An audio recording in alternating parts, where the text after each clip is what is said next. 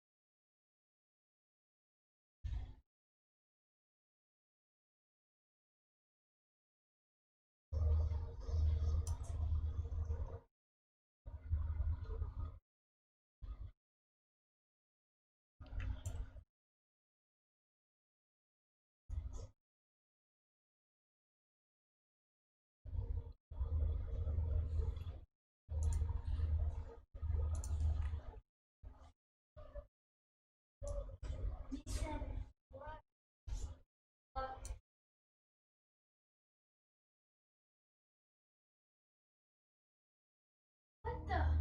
Yeah, that's a prank. Dang it, Dad. Yeah. It's a prank. I cracked my phone. No, you didn't. That's a prank. But it kind of looks real. Kinda. Let me see. Hold on, let me take away that. Like, let me put it somewhere else. I'm getting echo. It's got the little sound on it. I kind of cracked my phone. Oh, Wait, wow. can I see you break it? Oh yeah, watch It this. does look pretty real. If you shake it, it will crack more. I don't want to go to hell with that. Screen. Let's do this one. It's like, Oh, can I try? does it in all different shapes. Huh? It can do it in no, Mace. It can do it all these different ways. Please. Ooh, watch this. I Oh, didn't some even get delay to going play on. on anything. Socks. You remember? What's the priorities? Is there privilege with that? Whoa. With the priority? Dad, look. Oh, that's a big one.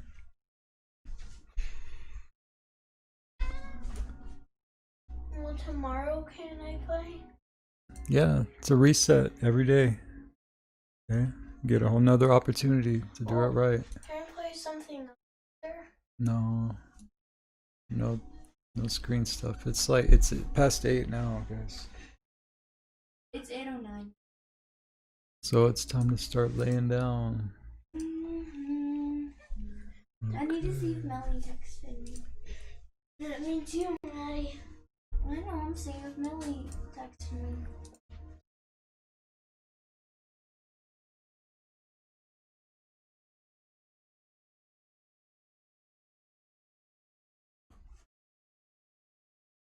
Does Melly have your number? I do. Wait, or your email, because she can't get on. Or you can't. You could check on your regular phone.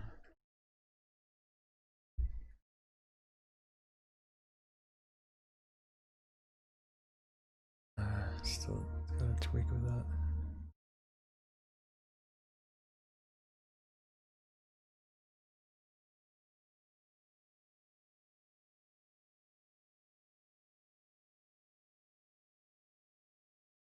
That looks pretty cool. Maddie, come here. Look at this.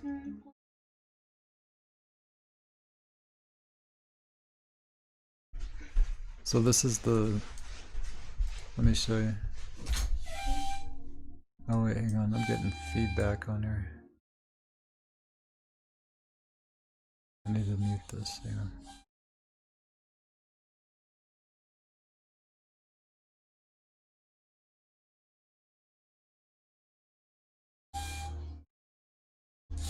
Mace, look.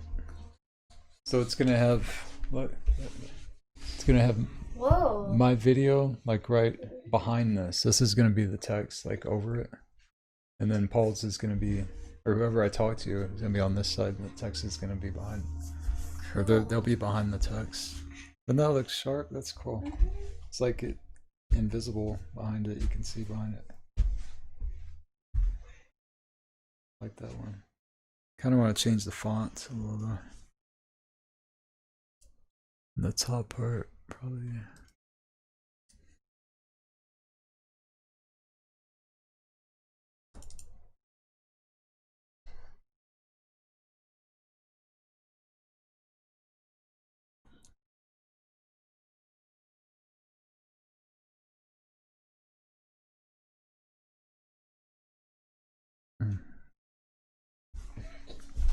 All right, guys, let's lay down.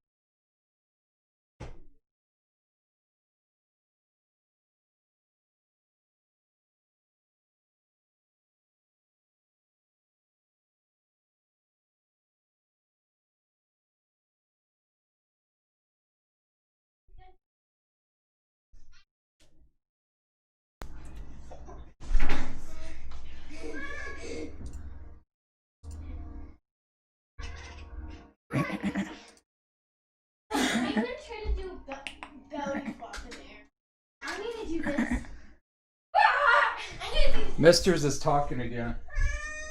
He's going. Ladies first, but in this case, men first.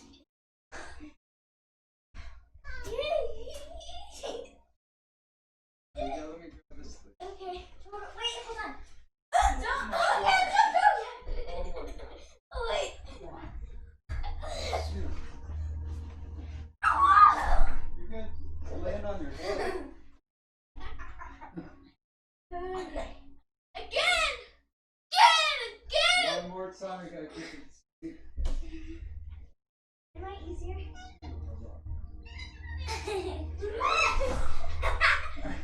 Yay! Alright, one more. Wait, give me the Totoro. Mason, You should get Totoro. I get this Yeah, one, you then get I want Totoro. to see the other one. Get both of them? No, I just want to. Hey! One more, and then we gotta get to. No, 2 more. 1,000 more. One more. Wait, No, hey, 1,000 more. 1,000. I'll get it.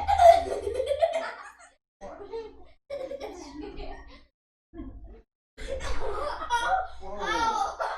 You bite your lip? Alright. Sometimes he fakes it. Alright.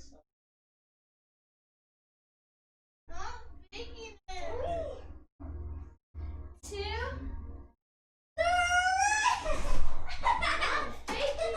Alright. Whoa. Settle down. That was so fun. I need to get some water before.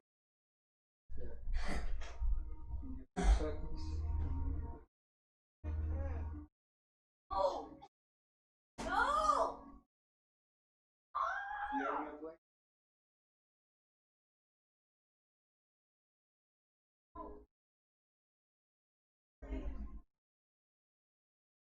Right.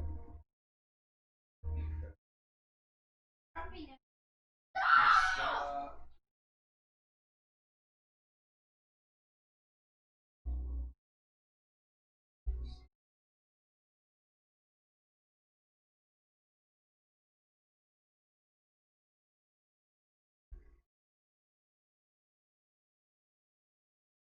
Still. Still. Here we gotta do.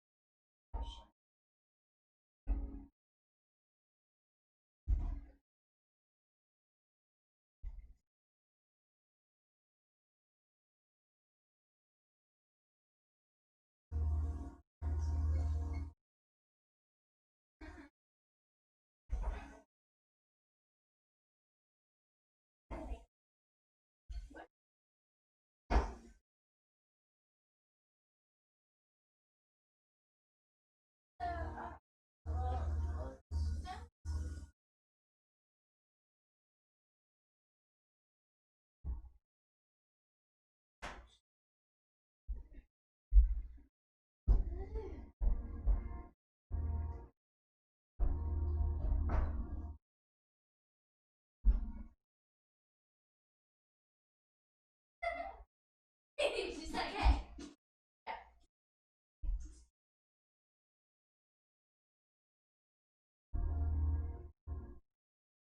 What are you doing? Mason got back to happy mode because I heard him doing this. Then he started whispering something. Back to happy mode.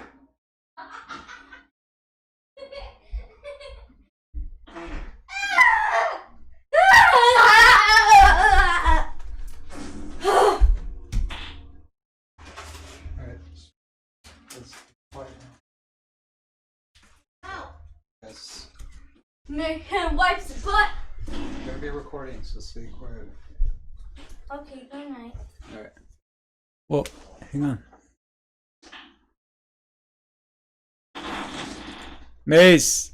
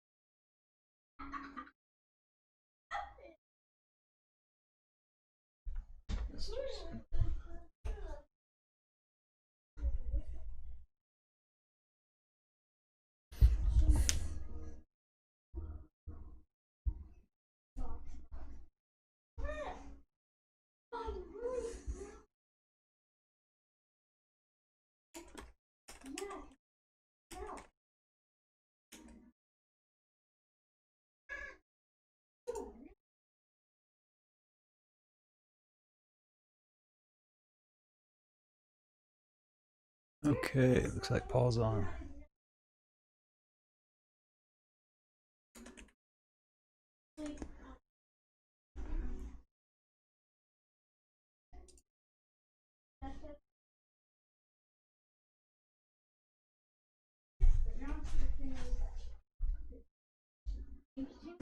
Hey, if Mr. It's staying in here for now. I'm switching spots. Just keep an ear out for him if he starts calling me out. Okay? Just open the door and let him. Alright. I'll shut the door. Do you guys want to talk?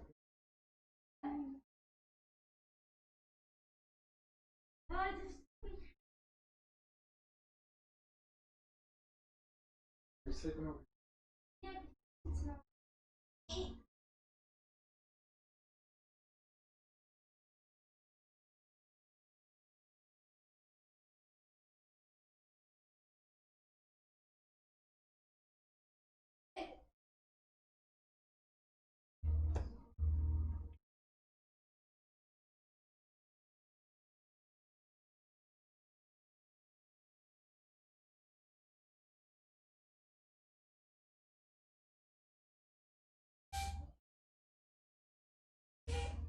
Use this one. You don't look at this. Do you sleep in bed?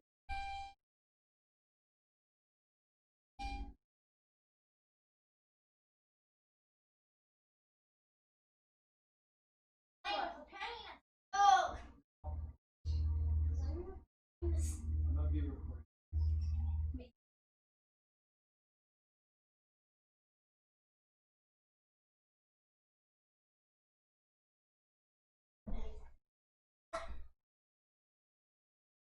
I don't like it. Brightness.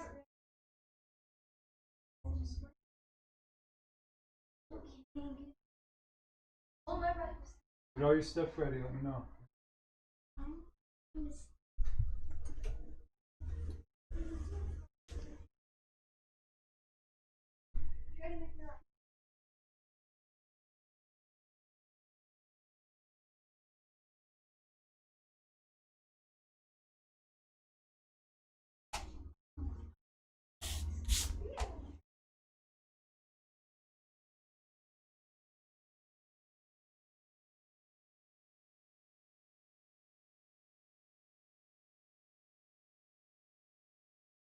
Okay, so what it's gonna do is I'm gonna call you on Skype and it's gonna pop you up on that window that you see that says Skype.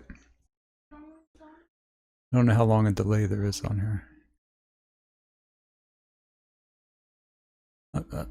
I'm still getting the kids tucked in here. So it'll be just a couple minutes, a few minutes.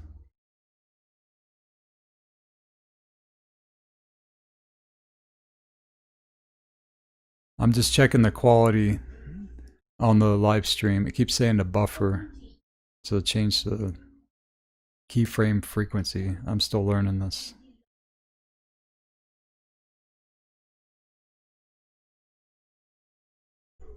Is it glitchy or is it clear? What's it looking like on the stream?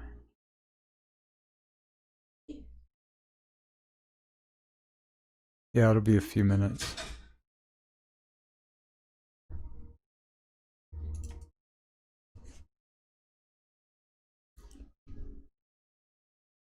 Cool. Yeah, I just want to make sure they're settled. And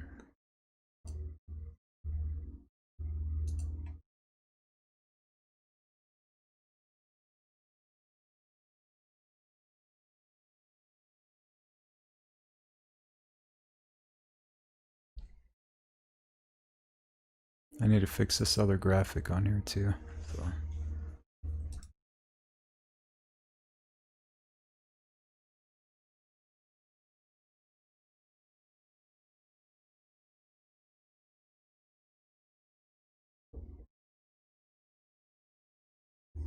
You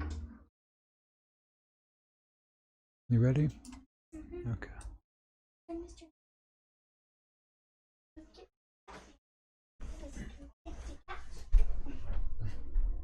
It's probably gonna be going in and out.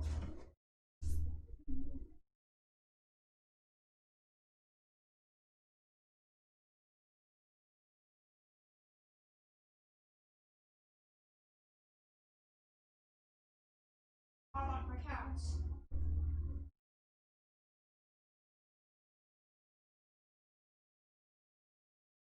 Like, what?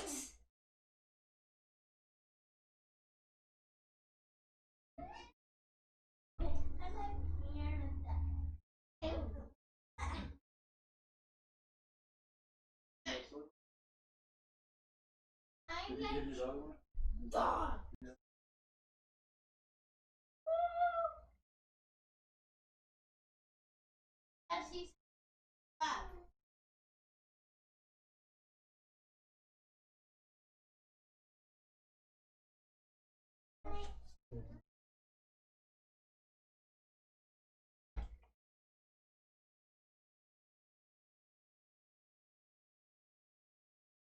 Hey, I'm gonna leave Misters in.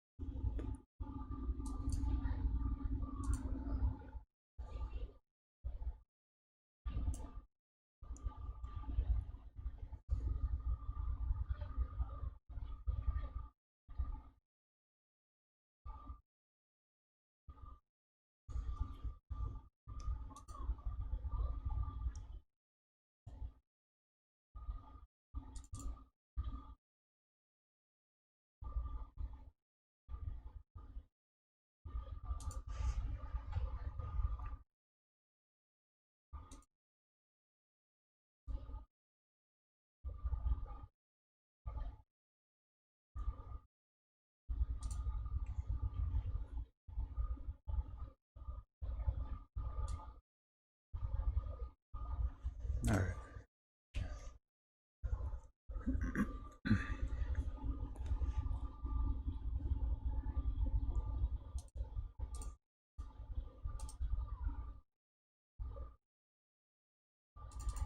Let's get a couple more things on here. Get a set.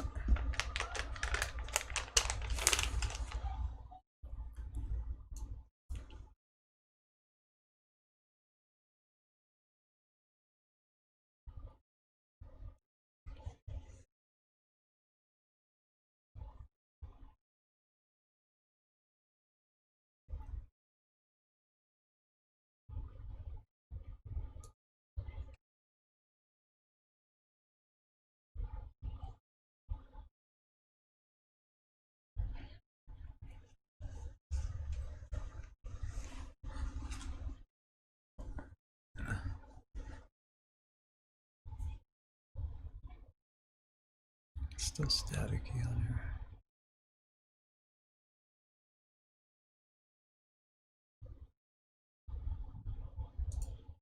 All right, Paul, I'm going to go ahead and call you.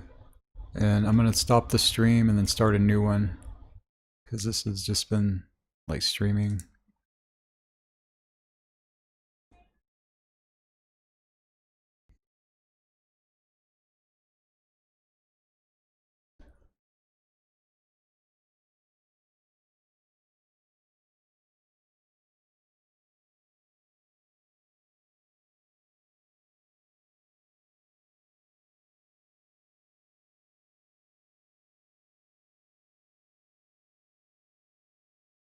Hi. Yeah, it looks good. I just need to crop the video a little bit here.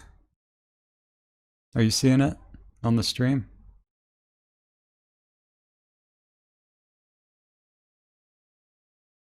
Cool. Yep, there's some feedback. Are you hearing that too?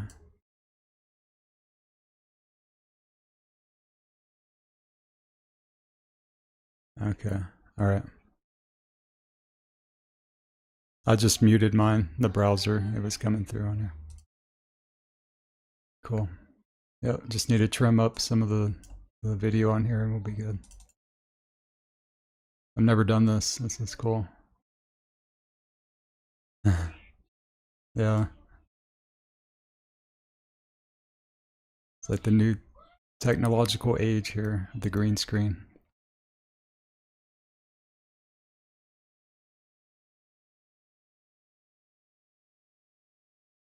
Yeah.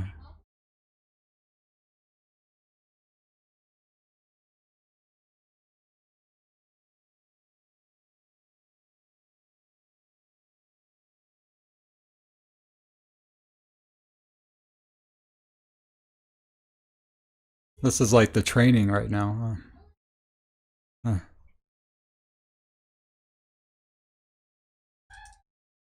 Right. I could see that.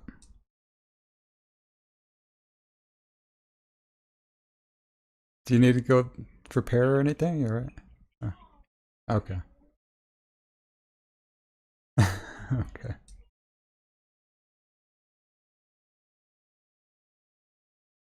I don't know. Trying to cut the gray part off of the video here. Is it looking a little better? Okay. Oh, okay. All right.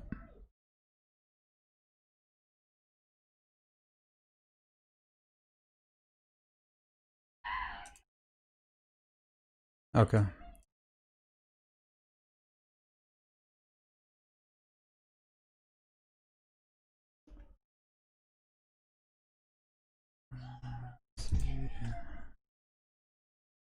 I need another filter on here. Scaling. No. There's got to be a way to get this off here. Bottom.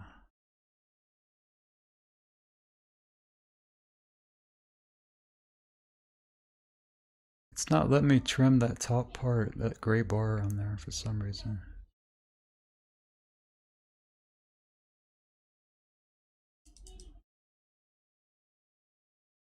No.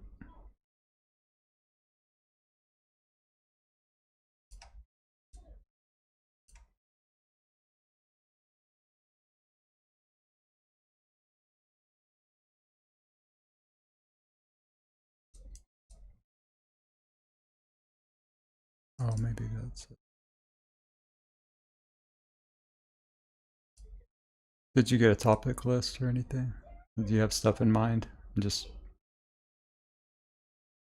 yeah. Yeah. Lots happened since last time we talked. So.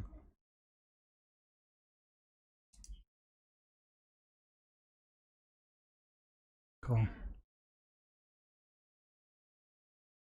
All right.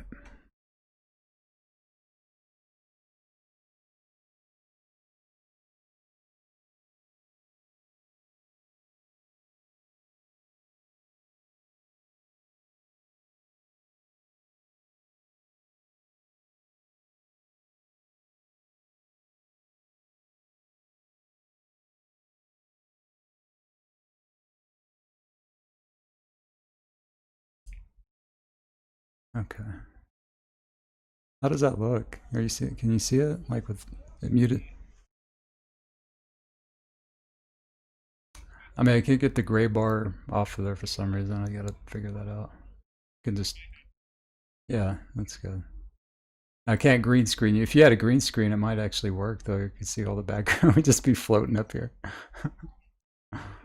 Yeah. You probably have to have the software running too. I don't know. That's cool though. I love this stuff. I got like the one with the solar system and Earth and everything. Yeah. All right. Well, it's streaming. We can talk and stuff. Hi. Up here, chilling. Yeah. Yeah. Yeah.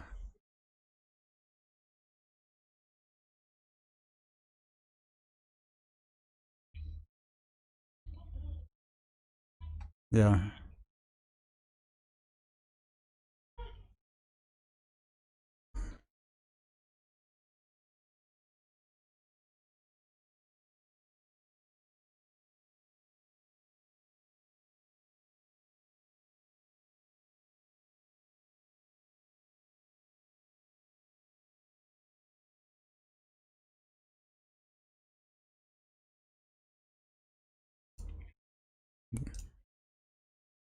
We've just been like sub-zero. Kind of the last few days it just now warmed up, but nothing like 32 below or anything.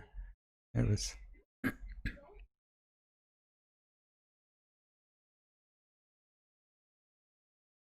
yeah.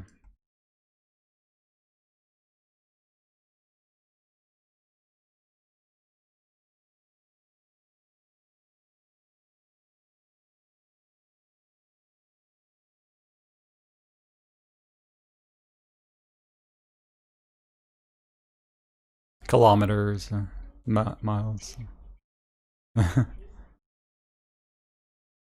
Yeah. Do you guys use centimeters? Or is it millimeters? Okay. Yeah. Right. Cool. It's going good. I mean, yeah, Rose's interview was huge, you know, and just absorbing the after. What's that? Yeah, yeah. I've received a few emails just from people and you know, stronger connections with other people and there's a lot of movement that happened after that. Yeah, it's pretty huge.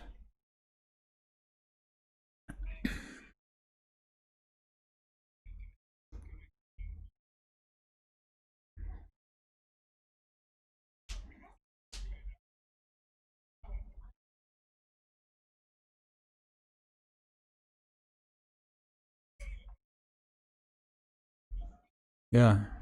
Yeah.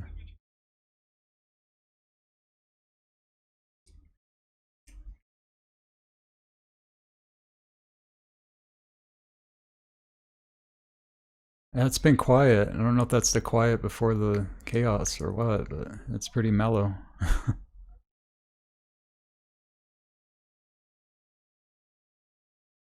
Yeah.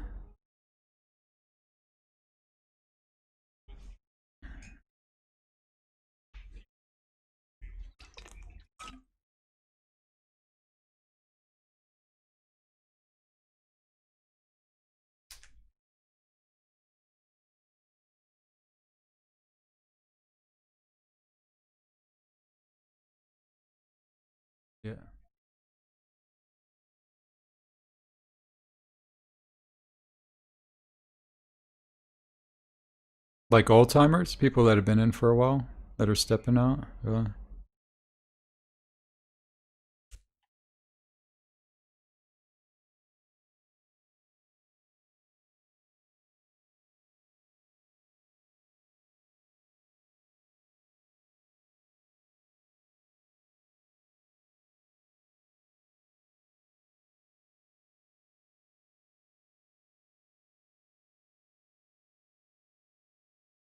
What did you think of the update and then this flash thing that happened right after? And a bit, what are you getting from the update? I've asked a few people and they're just like spellbound or something.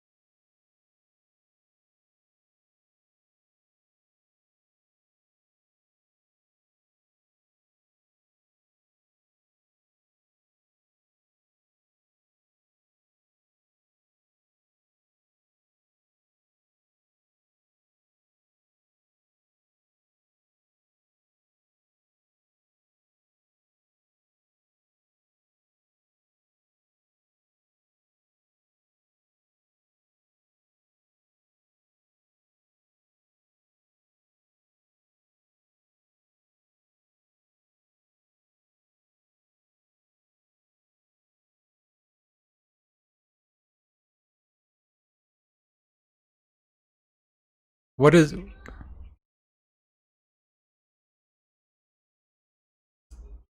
what is a luminaire? What was that? What is that?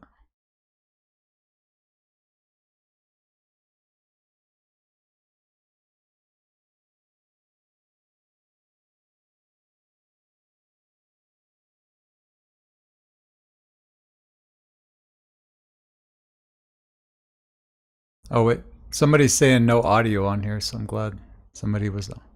Somebody saying no audio on your end, so let me check and see. Yeah, yeah.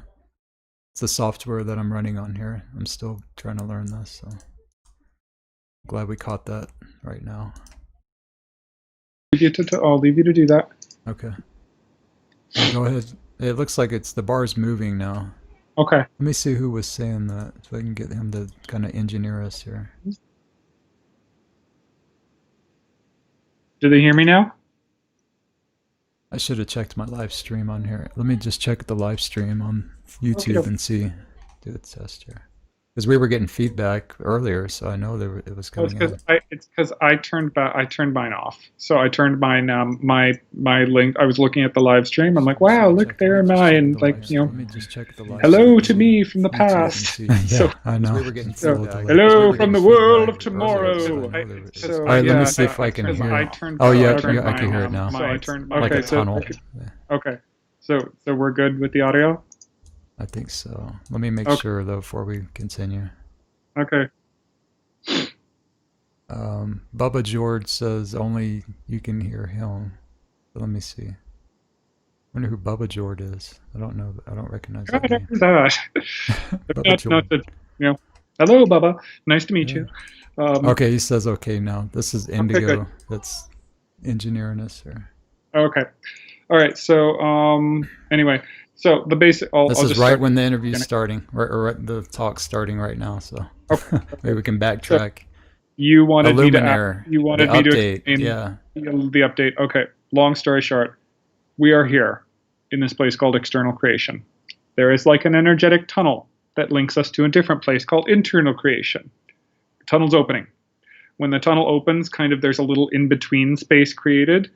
And internal and external creation kind of start to merge there. And when they start to merge, this stuff called illuminaire starts to form, and this Illuminaire kind of realigns our molecules and everything else so that we become much more eternal in our orientation, and then gradually we're just going to kind of like pop into that internal creation through that little tunnel thing that got activated. And the 900 years thing is happening right now? Is that it? Is that the I don't know. understanding? Like I don't remember. I mean, maybe it's in there. It's in that update somewhere.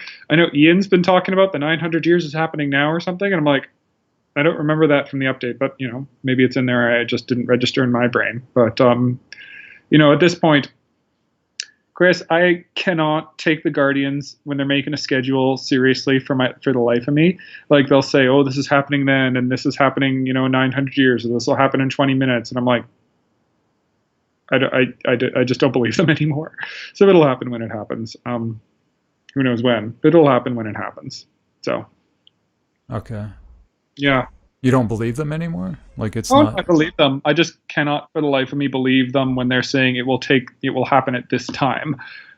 Okay. The Guardian time thing. Yeah. Well, this is Guardian time. Like, is it going to happen in 20 minutes or is it going to happen in 900 years, guys? Like, Yeah. what's going to happen? So I cannot. I say, I think it's like something like that will happen. As for when. I would bet against it happening in the next 15 minutes, but you know, after that, I don't know. So it'll happen eventually. I mean, who knows when, but it'll happen eventually. And what will happen? Like we're all gonna pop through, or is this theoretically?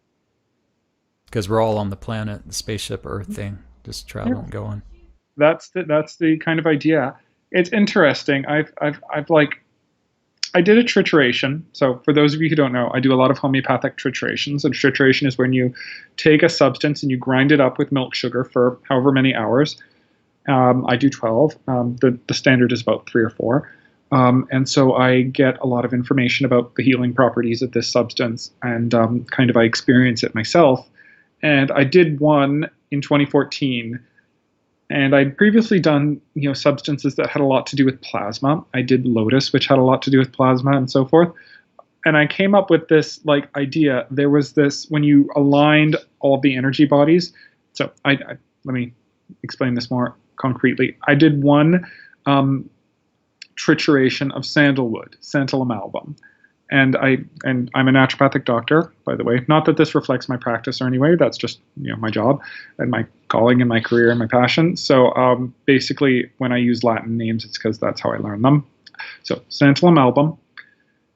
It's it's, you know, sandalwood. It's very sacred in India and so forth. Lots of uses for it. Sandalwood. Yeah. Oh, it's a lovely thing. So anyway, sandalwood at the C12 level, after me having triturated it for 12 levels and kind of come to find its original imprint on Earth. Its, you know, kind of original Christic idea for being here on Earth. Its whole thing was you aligned all the energy bodies together, and then this stuff, and I called it luminosity. Notice the name is very similar. It starts to kind of appear and radiate out into the world around you, and everything else like that. And your atoms will gradually shift in and out of alignment, and each time they'll bring a little bit more of this luminosity in with it. And I did this in 2014, and then I kind of read through the December 16th thing. I'm like, wait, what? Did I talk about the same thing 2 years ago? Or not even 2 years ago, it was like early 2014. So like, did I talk about the same thing 3 years ago? I don't know if I did or not, but I gave it almost the exact same, like luminosity versus Illuminaire. Yeah. And then people have been posting like that movie, what was it called? Moab or something, Moali, about the Hawaiian shaman. And like there must be references in that too. Have you seen the posts on that? Yeah. No. Okay. But anyway, I was like, that's interesting. And it's part of the book that I'm going to be releasing, you know, as soon as I've got another editor. So as soon as they get done with it. So it's like, here it is. This is my book. I'm going to shamelessly plug here. It's not released yet, but it will be as soon as it's done. What's the name of it again? It is A New Era, Homeopathy and the Human Spirit. Dr. Paul Theriault. So the title. It's going to be all-encompassing. Yeah, I know. It's a reference to some other things in homeopathy. If you want to, we can do an interview about that book when it's out and stuff. But yeah. But yeah, I know. So anyway, that's kind of what's going on with that. And that is an interesting, like, you know, and apparently there's a set of activations that will occur like end of January, early February, and so forth. I will say I accept, something that's that near in the future. I generally accept the Guardian's timelines on. So it's like it's happening end of January. Okay, probably happening around then. That's less than a month. They're usually okay. So yeah, no, that's kind of and there's this large activation, and kind of those the final sets of those activations initiate around that point. So the opening of the tunnel kind of thing that I was describing. So anyway, yeah. So there wasn't much dates given. I haven't like digested the entire update right now. I've kind of skimmed through it. But was there any new dates or anything? Literally the end of January, early February, all those tunnel kind of components open up. Like time tunnel stuff, or what is it? Literally a tunnel from us where we are now to that kind of internal creation, and not even internal. Like there's internal creation that's a bit more localized to our space-time realm. There's like a special extra eternal internal creation kind of a thing. I need a map to show you, but like super nice place. Anyway, so yeah. Wow. It's like way in the future, like median Earth stuff, Andromeda. I tend not to think in terms of like, I tend to in my mind I've separated out kind of like our universe from like other ones. So I tend not to think in terms of like Andromeda or anything else like that. I know many people in chaos do. I just don't. So yeah, I tend to think of our universe as like a separate little spot. And all that we can see, the visible universe that we know of, as like a separate like spot that's kind of distinctly removed from the other places we're talking about. So, yeah, it's a little unorthodox. But it is like it's different galaxy though. I mean, the solar system isn't gonna be around us, the Milky Way, everything. You fill in that. You fill in like all the planets are gonna disappear around us and different system stuff. With that. Maybe there's versions of them in this other place we're going to. Yeah, right. Maybe we might not even notice the difference. Okay. So the Trump thing, like, what's your take on all this after? All right, it's good that you brought this up. This is, I will say, actually, of all the people, it's funny. I don't have a lot of animosity towards political people in general. There's some people I don't like specifically. Like, I must admit, I've got it in for Putin. I think he's a reasonable and nice enough guy, but I'm gay. Him and the gays. There's not a lot of niceness going on there. How Russia is. Yeah.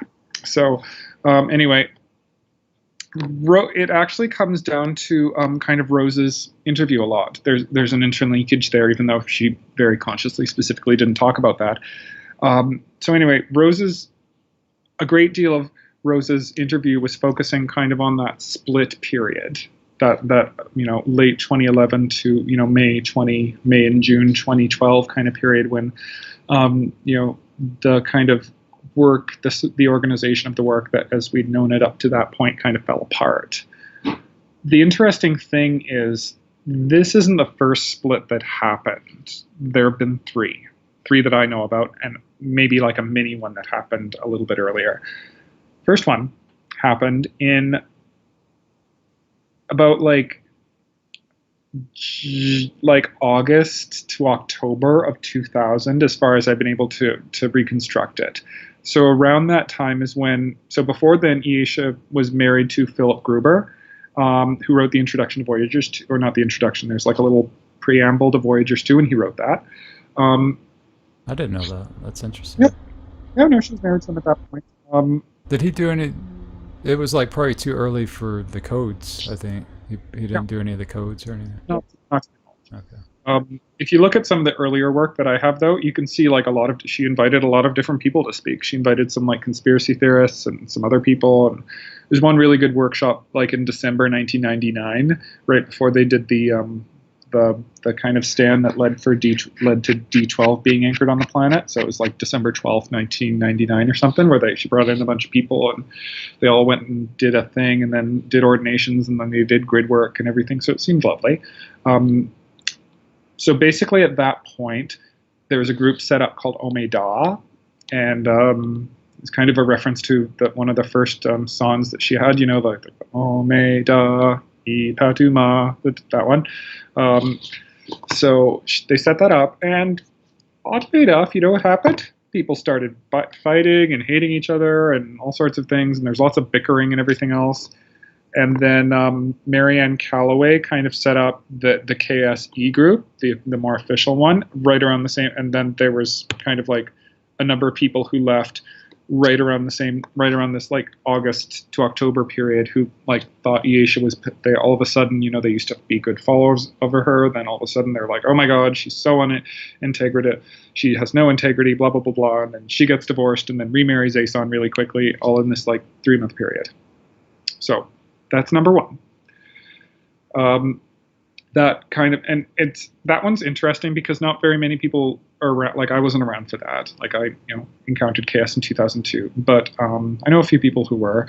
And there is actually, I can get you a text document about a guy who's like, he seemed a little mentally unbalanced. His name is Daniel, and he, it seemed that way to me. I don't know. I'm not diagnosing him. But he got this whole series of outlines of like an announcement that she made on the Omeda group, and then it's like his rather nasty replies to it and so forth. So there's a lot of that. Like I find it quite interesting because that event was like the almost exact parallel of the 2011-12. Like it's the same thing happened, except different divorce, different guy move, different new guy, different tone in the work and everything. And it's quite funny. So that's when Aeson comes into the work, who later became Speaker 2. And then after the work kind of, and that's right around the period of the Treaty of Altair being broken. And right after that, the work takes on a darker hue. Before that, and from 98 to 2000, the work was quite bright and happy. And it was very, I will use the word ecumenical. So it was all about kind of bringing the New Age movement together. It's like in one of her early workshops, Aisha cited Drunvalo Melchizedek as a source of information. She's like, yeah, this is a good work. I think it was Indigo Children, one of the early manuals. She did cite him as like, there's information on Indigo Children in this guy's workshops and manuals and things. I forget the exact wording, but there was a very ecumenical spirit in her work then. She drew upon other authors and invited other people to speak and spoke well of other people, of much of the rest of the New Age movement and so forth. And then after that, just after 2000, like that's out the window, and it all becomes about kind of the exposure, us versus them stuff, pretty much. Yeah, it became very much like that. It became a lot about the Metatronic agenda and the various mechanics of that and so forth. And this has always been a very interesting point to me. There was an email she released in like June 2012 defining fatally and dark flowering and so forth, back when the Google group was active and so forth. I mean, maybe it is still active. I could log in. I haven't been on in like years. But back when that was a thing. And then she would just answered a few questions a couple times. And we're all like, oh my God, we get to talk to her. Yay! And I still, yeah, that was actually an awesome little bit. But anyway, she defined that dark flowering on core personnel. So core personnel for the dark flowering agenda began in 1999. So it was like, there's like a weird intersection of like what was going on then in that weird little narrow period. Core personnel for dark core flowering. Personnel for the dark flowering agenda, for kind of the fatally agenda, if you want to call it that, began in 1999, according to that little verbal thing, or that little email thing that she gave out during in June 2012 on the Google group. This is from her, like she said that. From her directly. Okay. So completely missed the 1999. Yeah, no, I'm good at this. So anyway, so they go on with this kind of Metatronic exposure agenda. The flame body work comes in. Aeson does bring in a lot of codes, like the Mahadra Drana code. Like if anyone remembers that, it's like this really complicated circle-y thing. It's a terrible description of it, isn't it? That has like every Vecca code in it, right? No, isn't that horrible description? It's like this really complicated circle thing. You just dissed every single Vecca code ever made. No, I'm sorry, I did not just mean in to one insult. statement. That's just a terrible description of it. I acknowledge it's a beautiful and very important and lovely code, but I can't turn that into words. Yeah. Didn't it work with the blood? Sorry, I and drive stuff? it, no insult. So anyway, Okay. Wasn't it like for the blood, like What? the physical blood or something? It had something to do with working with the blood, or that was a different one. the different one? Okay. That was a different one. So anyway, he brought that in, and they kind of do that. He was And then using that- CAD, right? He was a draftsman. Oh no, Yeah. he did a couple of really, like, you know, if you ever see that code or a color version of it, like it's like, whoa, it's complicated. Yeah. So I'm good on him for that. And then that basic strand of the work, and that was still all about kind of getting to the bridge zone. So the bridge zone was basically they were going to raise Earth's kind of frequency a little bit, as naturally would happen in the stellar activation cycle, and then they were going to keep it from falling all the way, and that whoever could make that and then keep it in like this little artificial time continuum thing that they were going to build, like artificial not in the sense of unnatural, but artificial in the sense it probably would have sunk back, Earth probably would have sunk back to our density 1, so they would have just kept it kind of a little bit elevated, so, you know, nasty forces couldn't interfere with it. That was the Bridge Zone project, and the early work was all about, you know, getting that happening and doing the grid work for that to occur. Real quick, wasn't it based off of like linking us to Terra? And Yep. but if Terra was already fallen, like isn't No, we're part Terra of was like not Terra? fallen yet. Terra was not fallen yet, so, you know, that gets complicated. So, Yeah, because the beginning of Voyagers describes like Terra, like we fell from Terra, like there's pieces of Terra everywhere, right? and that's the thing. It's like I remember Earth before Terra. I remember Terra. Like there's a part of Terra and Earth. Absolutely, there's an energetic connection there. But I remember Earth before Terra, and there wasn't Earth before Terra. Like I was here. I was there. It was I saw the Terra thing happen, and I was like, oh God, another thing to deal with. So it was not something I was terribly happy about. So anyway, aside. So anyway, so eventually the goal of the bridge zone is we would just much more quickly merge into Terra than would otherwise occur. So that was the goal. Until 2005, when Terra got all messed up, like Terra kind of, you know, fell, reversed frequencies, and then a bunch of other stuff happened that made that vertical ascension thing relatively difficult. That was Fall 2. That was kind of Split 2. A lot of people just, Morocco happened, you know, Demon Fest happened. There was apparently a lot of possessions and a lot of influencing going on, and a lot of people started getting really nasty to each other and not talking to each other because, you know, oh my God, that person's possessed. Oh my God, that person's a dark avatar. Oh my God, oh my God, oh my God, oh my God. And Yeah. she actually mentioned that that's when they were instructed like to move from the UK like over to back to the States, like right after Morocco. Arizona, Colorado or somewhere. Colorado, yeah. Yeah, so anyway, that's what happened then. So Like it got yeah, too bad over there, the grids or I something. don't know what happened. I have no idea what was going on in Britain. You know, go and talk to Sue Clemson; she would know, or Sue or Noel would know. Yeah. I wouldn't know because, you know, I've never been to Britain. You know, anyway. Demon so Fest, huh? Like Morocco. I've Is that the- I've never been there either. So Okay. yeah, I've only been within North America, and the furthest away I've been was Barbados, which, by the way, highly recommend. Barbados is lovely. So anyway, so that's kind of Split 2, and then after Split 2, again, the thing changes completely. So like the work changes like even more radically than it changed after the first split. After Split 2, it goes into the Mashayahana thing, which is Mashayahana ascension is not about like zip, zip, zip, going straight up, like, you know, raising it from dimension 1 to 2 to 3 to 4 to 5 da, da, da, da, da, da, da.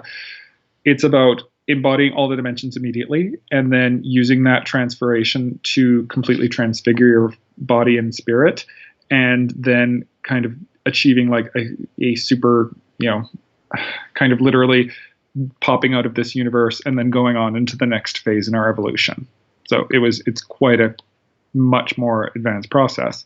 So it was like it's like, all right, before we were going to like, oh right, we're going to go up and up and up and up and up and, you know, gradually get back to, you know, God source. And then after Split 2, it's like, no, we're going to embody all the dimensions, all the frequencies right now. And then we're going to go through the transformation process again. I mean, not like right now, but like really, really, really, really fast, historically speaking. and so forth. And that was basically the work from 2006-ish to about late 2011. That was the work. And then Sliders. yeah, that was Sliders essentially, and some of the prequels to Sliders and things like that. So then on top of that, and then after that, there's the 2012 split, which, frankly, I have no additional information to offer. Like I wasn't there. I don't know anyone who's there. So and then after that, there becomes this whole thing about failsafe, which is about, there's almost an escapist portion to it. It's about going to internal creation. I suppose there's an escapist portion. Never mind that. It's about getting to the evac thing during Sliders was pretty escapism, I think. That's probably the peak of escapism. You're right. That was silly of me to say. Never mind. That was a brain fart. So anyway, it's about going to internal creation and so forth. And a lot of the Mashayahana stuff, like there's a subtext of it, but it hasn't been made explicit. It was made explicit in DDL2, and we were told, we're going to be going through all these, the embodiment of the of those kind of Mashayahana frequencies. We're going to be going and completing each of those Adashi return frequency, the attainment things in body.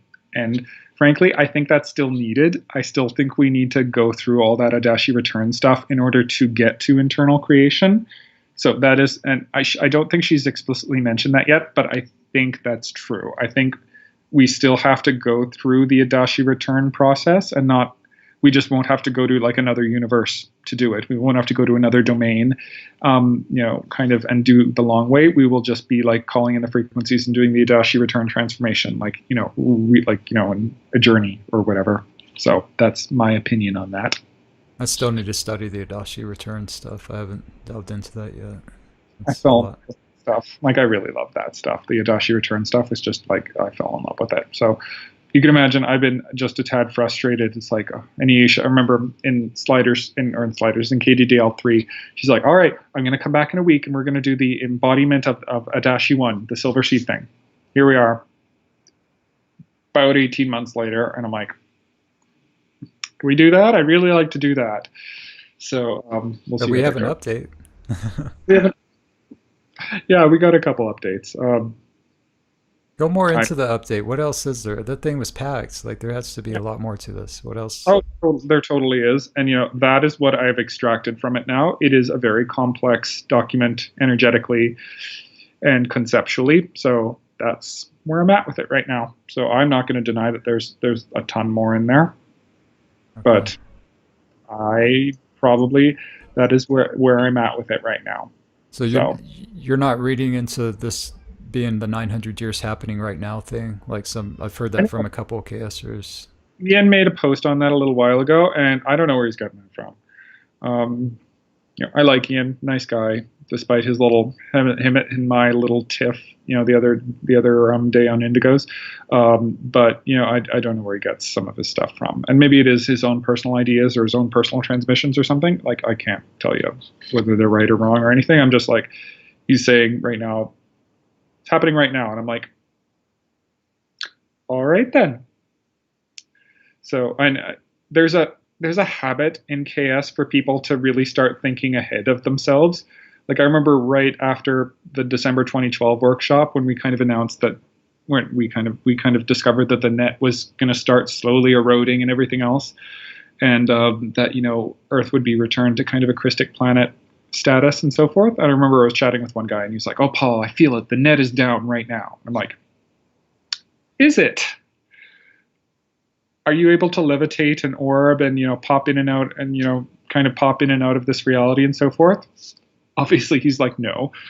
He's like, "Are people growing scales and tails and kind of getting all sorts of much more diverse body forms because the net's not holding the common human mutation in place?" He's like, "No." Like, but I'm pretty sure it's up. So yeah. So that's kind of my thing about that. It's kind of like I still do have that very medicine did this for me, and medicine is very much part of my role. Like, it's very much, I swear to God, it's part of my shield contract. Like, that very practically mindedness is very much it's very much part of my kind of training and my role within, the Crystal River Post or whatever, like that, and that practical thinking there. It's really easy for, I think, a lot of people within KS to kind of get caught off in a thought storm and then just go and float off and have no contact with reality and so forth. But I'm like, my reality thing is like, oh no, okay, what is actually happening? It's just a natural grounding, the field to be in. So working with people and seeing issues and things. Yeah. It's funny too, because I had this conversation with several people. There's a number of people who are like, oh, KS, it's wonderfully healing.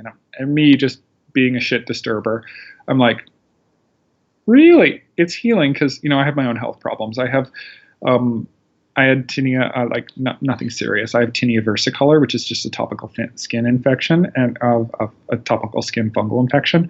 And it's not altered in any way from KS or anything else like that. It did alter under the treatment of some naturopathic treatment I was taking, but it hasn't really altered with KS. And so I'm like, okay, this is kind of a thing. And so we got into this conversation on Indigos one day, and there were people like, oh, it's healing me, it's healing me. I'm like, me, medically trained. I'm like, how? What happened? What was happening before? What was happening after? And so a couple of people like, what's his name? What's her name? That nice Korean girl that Ian is like his town. Eri. Thank you, Eri. Rishi. It was Eri Rishi. That's who it is. So we were talking on, and she was gave me. She said it healed her, and a little bit, and I asked for details, and she didn't give me any, and so forth. And then I think Devana Shanti was also like, oh yeah, no, it totally healed me. I'm like, Devana, would you please do this? And she's like, didn't even respond. And then, of all people, it was Nancy Rubik who actually volunteered with her health information. And I will not betray her health information in any way. That trust is sacred, but she did. She's not my patient, so I'm not betraying her trust. But she told me, this is what happened to me and my experiences and so forth of healing with KS. And she described it, and she was really in detail, and she responded to my me. I'm like, questions. What exactly happened? What were you experiencing, and so forth. And so she was literally, out of like however many people are in the Shield, the one person who responded to me and with a story about her healing in KS. She's got some big testimonies, yeah, for sure. No, Nancy's such a lovely person. I love her. So anyway, that was just, I found that pretty weird, actually.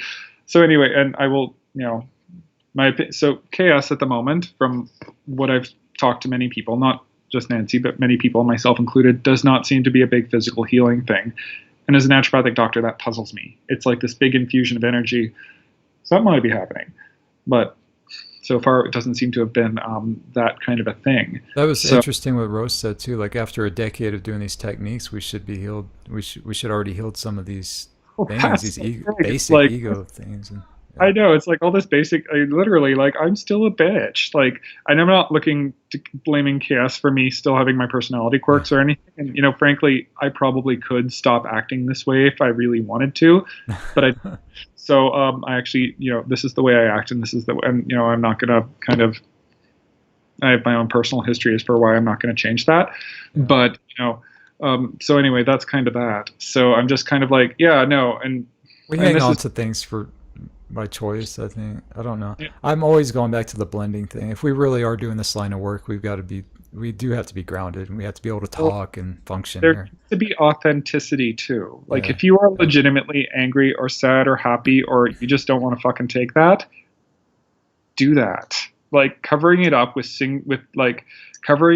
being, as one of my friends says, an Aisha clone, kind of like, or Aisha clone, like parroting everything she says, and just getting into this like happy, but like not practical way of doing it is not going to help you or anyone else. Like you're not being authentic to who you truly are. You're not even living your true life. What's that going to do for anyone? Like, anyway, I think an authentic bitch is a lot better work, or is a lot, shall we say, and a more thorough frequency holder for the Crystal River host than an inauthentic saint. I'm just saying. Yeah. No, I hear you. I know. It's pretty rampant in the group. Yeah. It needs to be called out. It needs to be talked about. Period. Anyway, those are the three. So anyway, back to our original question. Those are the three splits. Rose and Noel, and who I love Rose and Noel. They're just so nice and kind and wonderful. So I didn't know. I thought, like, really, when talking to Noel, I would have pegged him on the green shield or something like that. So, and anyway, apparently, according to Rose, they were kind of central on the violet shield and the holding of that. I do not have a great connection to the violet shield. So I have a really good connection to two shields, green and blue. So I have a lot of both of those in my kind of my own frequency coding. So I don't know if I have a specific spot or something. Like, I don't know if like shit disturber bitch princess is a formal position in one of those shields. But yeah, no, I don't know if I got a formal spot or something, but that's kind of like where I am, is I kind of like hop back and forth between those two. Was that a good definition of the violet shield, like the outreach, like being on the outskirts? Do you feel that was accurate? I think that's a good one. No, there's an almost intuitive sense that I find it a little difficult to articulate, but there is like a practitioner outreach, like a demonstrator kind of thing. Yeah, that I would agree with that. So yeah, I would agree. And what about the Ioni? Like, where I was trying to get the answer from Rose, like, where are the Ioni located? Because she said that's the foundation, of everything. And according to the work that I know, my understanding, the Ioni were in the Eka. So we had our vertical thing going up. We had our 5 dimensions. On top of that, there was kind of another Cathara grid called the Eka, and there's a place on there they used to call, they called Inner Earth, which is a terrible name, but it's not inner. It's not inside the Earth. It's up there in the Eka, and there's just a lot of portals that led to it underground, which is how they got the name. Underground. Yeah. So there's portals that led to it underground. So you'd kind of walk through the portal underground. You're like, oh, there's a whole nother world down here. And it's not underground. You just got transported somewhere else.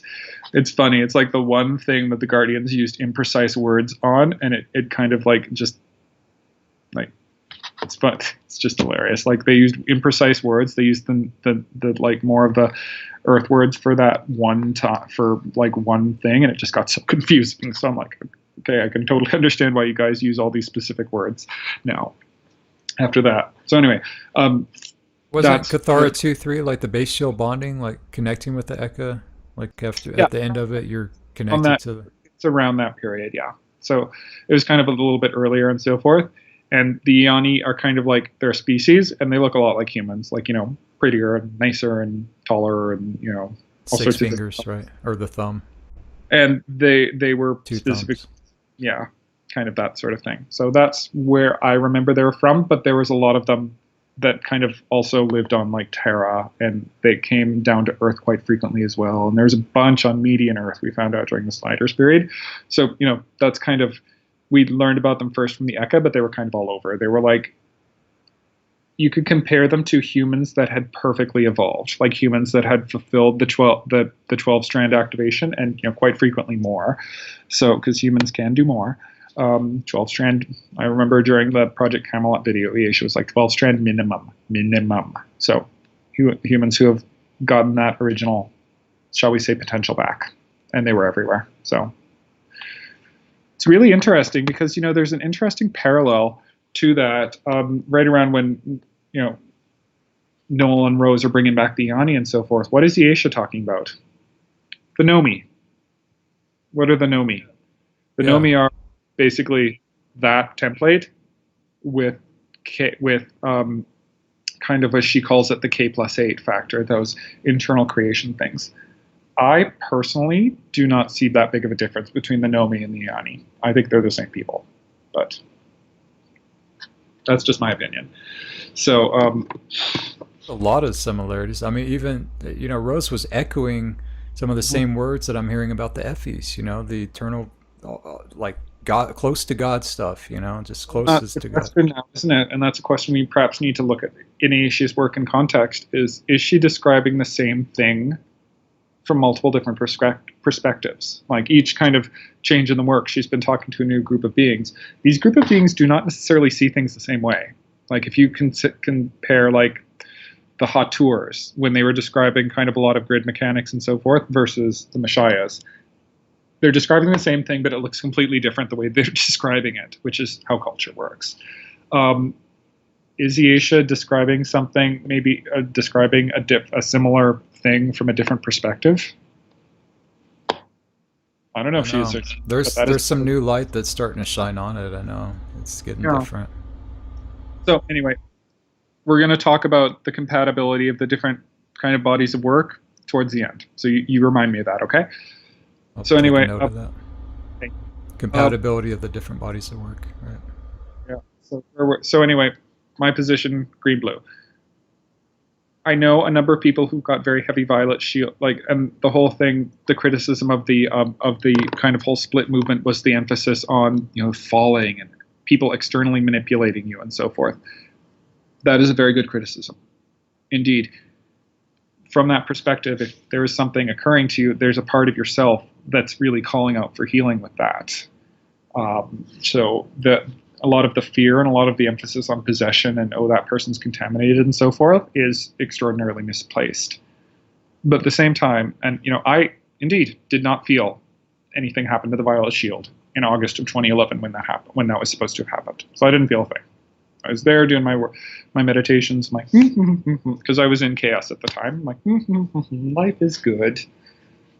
I felt, however, because I didn't have a good connection to the violet shield, so it's not surprising. I did feel the green shield get contaminated, however. I was out one night, or no, I was out. No, I woke up one morning. I don't even think I was drinking that night. Yeah, I'm pretty sure I wasn't.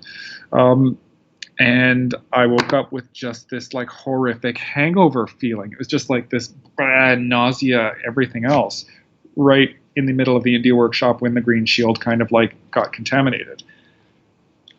I felt this, and throughout the next little while, October 2011, the green shield, again, from Aisha's perspective, got contaminated. October 2012, the green and violet shields, according to her, shattered.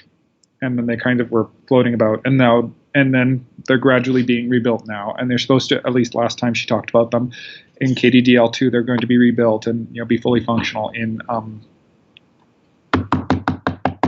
sometime in 2018. So anyway, I felt that happen.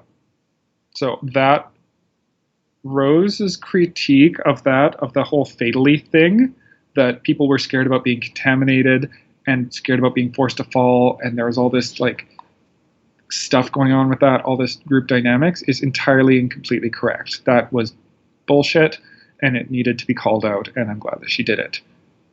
The whole fatality thing, but there was no virus. No, there was. There was absolutely a problem with that. The fear wasn't described right. The fear and the social response and the kind of emphasis on purity and contamination and dirtiness and almost evil and so forth, that was bullshit. We should have been coming together as a group instead of just spreading out and saying they're infected and all this and just division. We should have. No, I felt that in the Sky Pod for sure. I was told by multiple sources. I mean, just people panicking.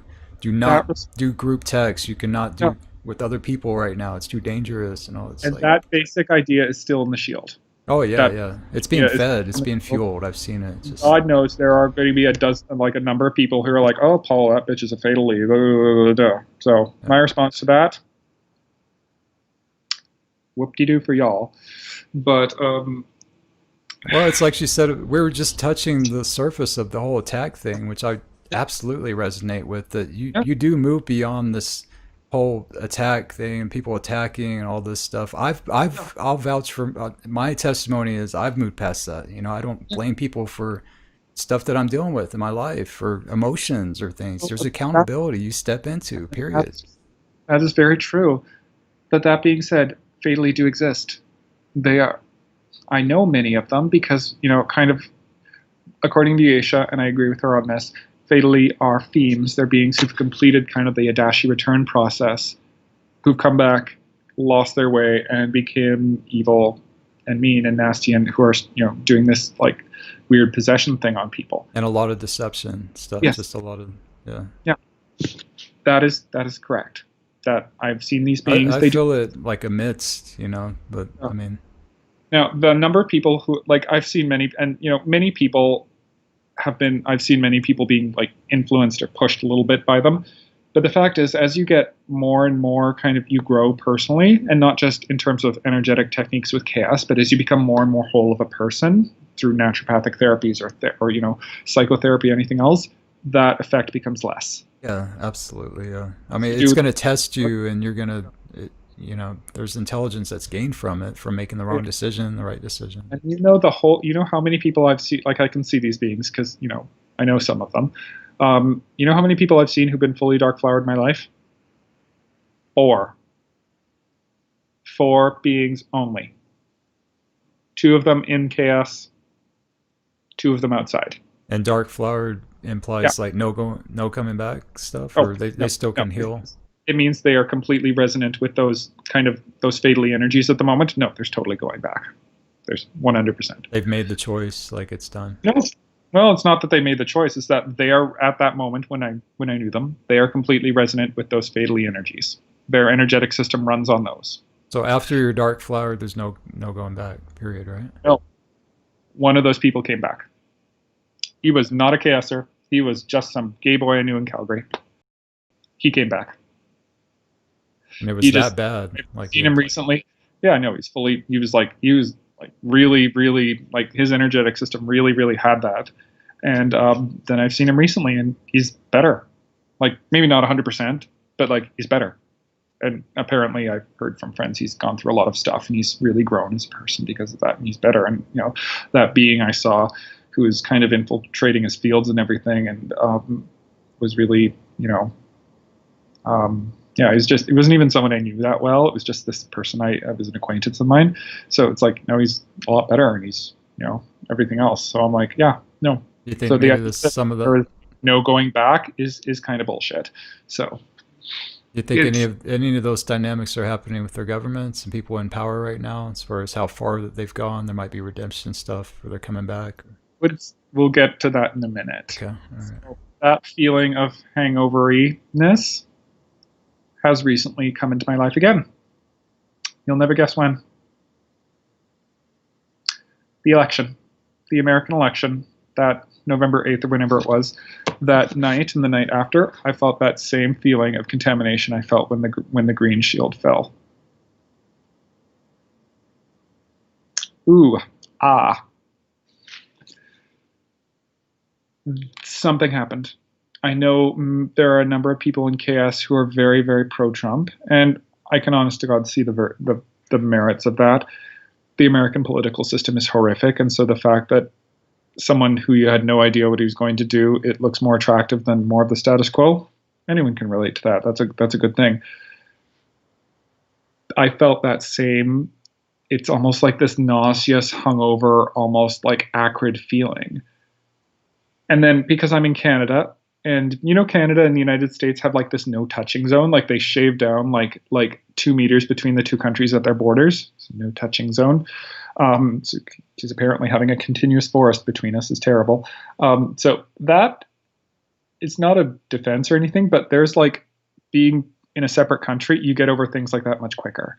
So it's like, all right, so, you know, I couldn't sleep that night, like literally the night of the election. I went to bed. I'm like, okay, you know, I don't know what's going to happen. Woke up. The moment the election was called, I woke up like dead awake, like from completely asleep to like I'm completely awake, and then with this just that feeling, and I'm like, what just happened? Oh God, he won, didn't he? And because like obviously, like most Canadians, we were more on the Hillary side, like we just kind of lean more that way towards the left of center. So anyway, I heard that, and then I went down and checked, and yes, he did. And, you know, he did in fact win, and so forth. And then, you know, that day it was kind of like I just felt kind of ucky that day. Of all things, I was doing outreach I was doing kind of a meet and greet at a police academy, so talked to a lot of people that way. That was fun. God bless coffee. It got me through because I couldn't get back to sleep that night, and it was like at 2 a.m. So then I, after a couple days, that feeling faded. And then I went to a workshop. So I went to Inspiring Homeopathy by one of my teachers and my hero, Kim Kalina. So I flew down to LA, and it was like flying into like a cloud of that feeling again. Like I got over it. It was, you know, Wednesday, Thursday. I was like, okay, I'm done, fine, over it. Saturday flew down. It was like flying into a thing of it again. So it's like literally the atmosphere in LA just permeated with it. I'm like, oh God. And then the workshop was in Marion, so just a little bit north of San Francisco. So I flew from LA to San Francisco and then took the bus. And it's just weird in there. It was that protests and everything that were going on. on. Yeah. I saw like the thing, and I saw how angry people were with each other and everything. So I was like, okay, yeah, I want to go home. So I did the workshop, and it was fabulous workshop. Was there any riots? Did it get that bad? Or? I don't know. I saw graffiti and I saw people being angry, but like, I wasn't there for any like marches or anything like that. I didn't see any looting or anything like that. I just saw people being pissed off. Yeah. At one another. So that's basically what it's been. Just people kind of hasn't taken that next thing, or feels like it could go, I will say, so that is what I have directly experienced physically and energetically myself. You're following me? Yeah. All right. A shield contamination event, a large one, identical to the one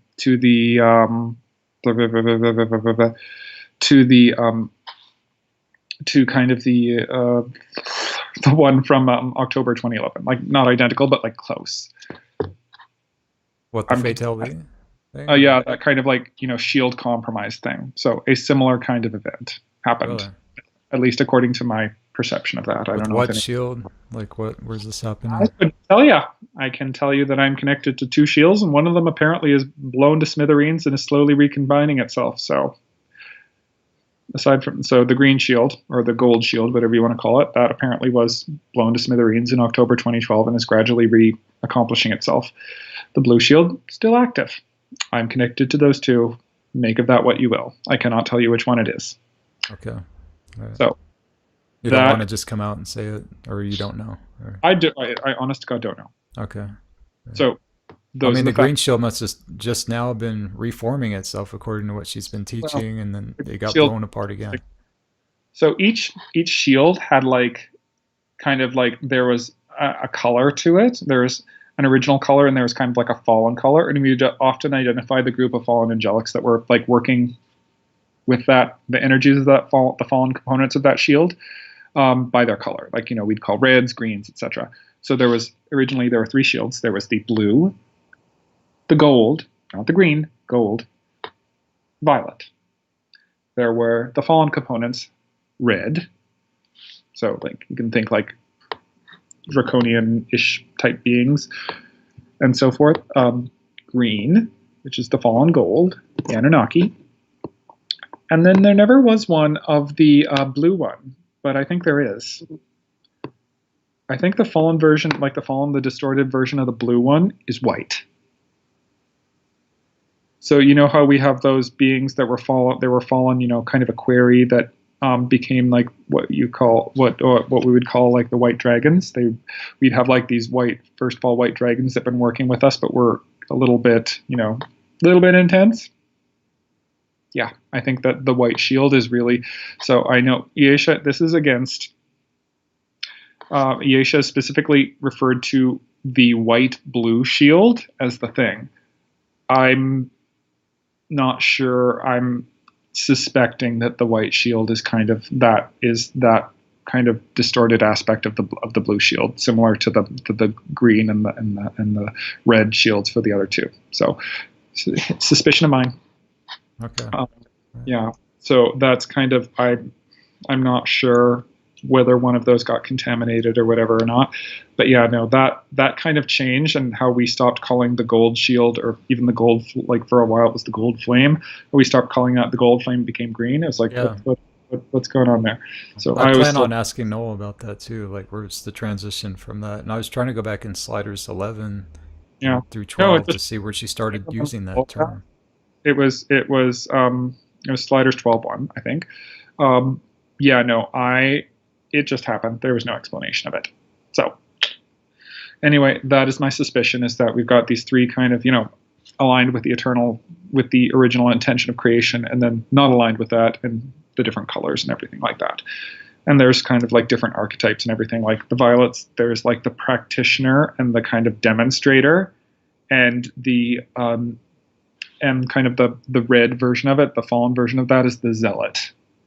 Like, someone who's like super intense and like crazy about things and like enforcing their way. Or like, the fanatic kind of thing. The gold one, the kind of the archetype is like the healer, scholar, scientist kind of thing. The bad archetype is the mad scientist. The blue, it is kind of like the saint. The white is the inquisitor. Those are kind of the, at least my view, the good and the bad. Makes sense, yeah. The polarities of it, I guess. So the question becomes now, these attitudes within chaos about contamination and about, purity and impurity and so forth are still existing. Like, you're not on Indigos, are you? No, I haven't been on for like a couple years, probably a year and a half. Yeah.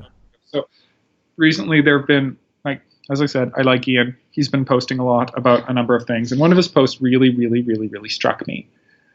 There's a post on how, and so David Aquarian, who's supposed to be working with the Asia quite closely, mentioned in a comment one time that it was not a good idea to do old techniques. Didn't mention why or how come or anything. Well, Asia. That's what the whole August workshop explains why, pretty much. Well, the August workshop, it does not explain why. It explains that Feeding reversals is how she explained it, if you're not doing it with the new plasmas. Yeah, she did. She did not. Did she say not to do that? No. She Not said, directly, no. But there's a lot of things not directly said that people were taking literal. Yeah. The specific wording was that the flame body techniques were tied into the green and to the gold, violet shields. Those shields were having problems right now, so they weren't a good idea to do without this level of protection. That needed to be, well, first of all, that needed to be made explicit. The reasoning behind that, if you're just telling people don't do this, it's just stupid. So basically that needed to be made explicit. But that was the thing. So those shields broke kablooey and are being reformed quistically now, according to August 2014, that DVD. So that's pretty established.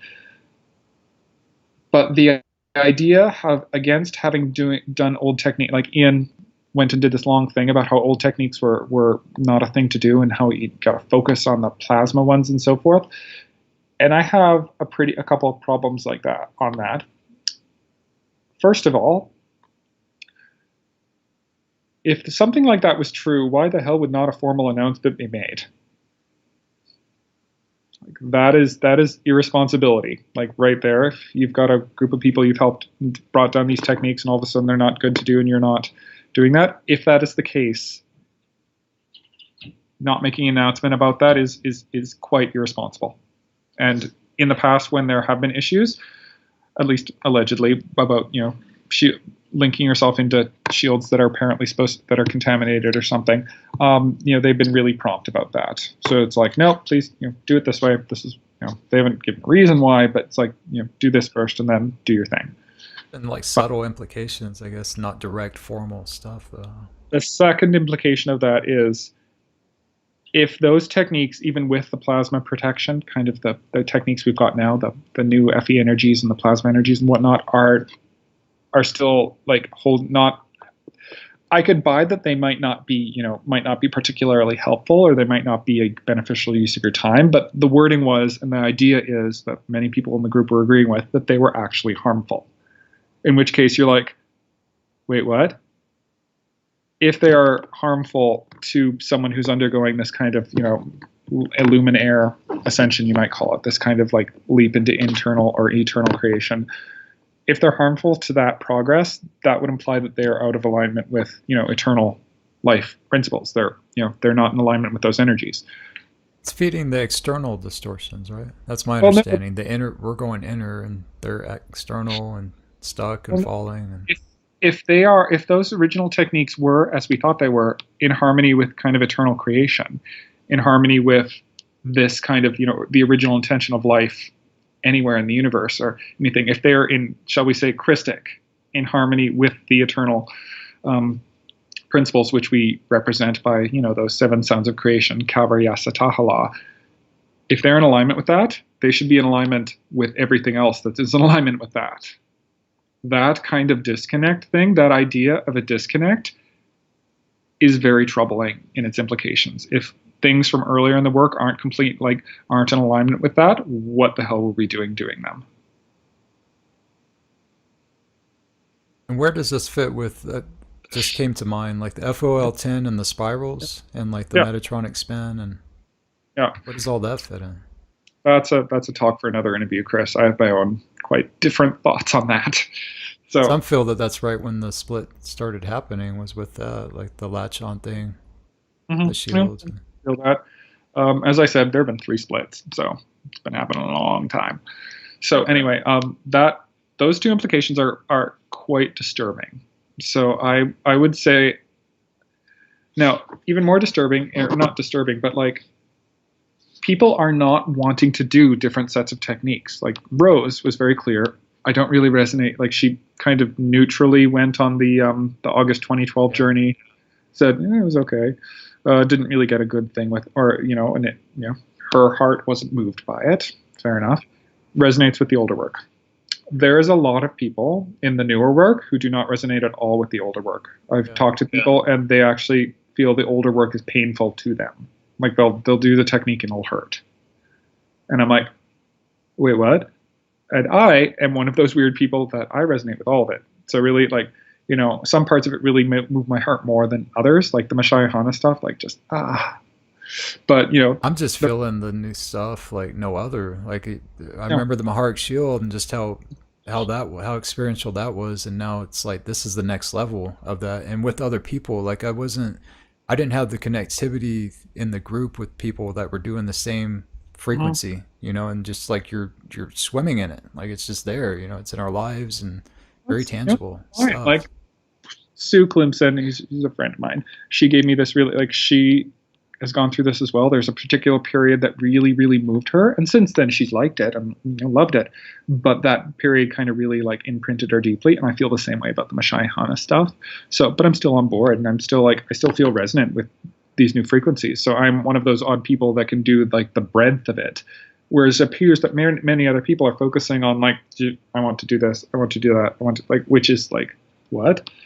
Did you do the elemental clearing rooms from KDDL? Yes. I do that almost every week. Really? Like, I do like a short version. I don't do the whole yeah. But I'll like, up there. What is that? Like, it's like a little etheric spa. I'm just gonna go soak up there in purple today, or yeah. I'm gonna, or you know what? I feel like soaking up in turquoise today or something. So I do that quite frequently. So Okay. yeah, I do that a lot. And that was a good technique. I really like that one.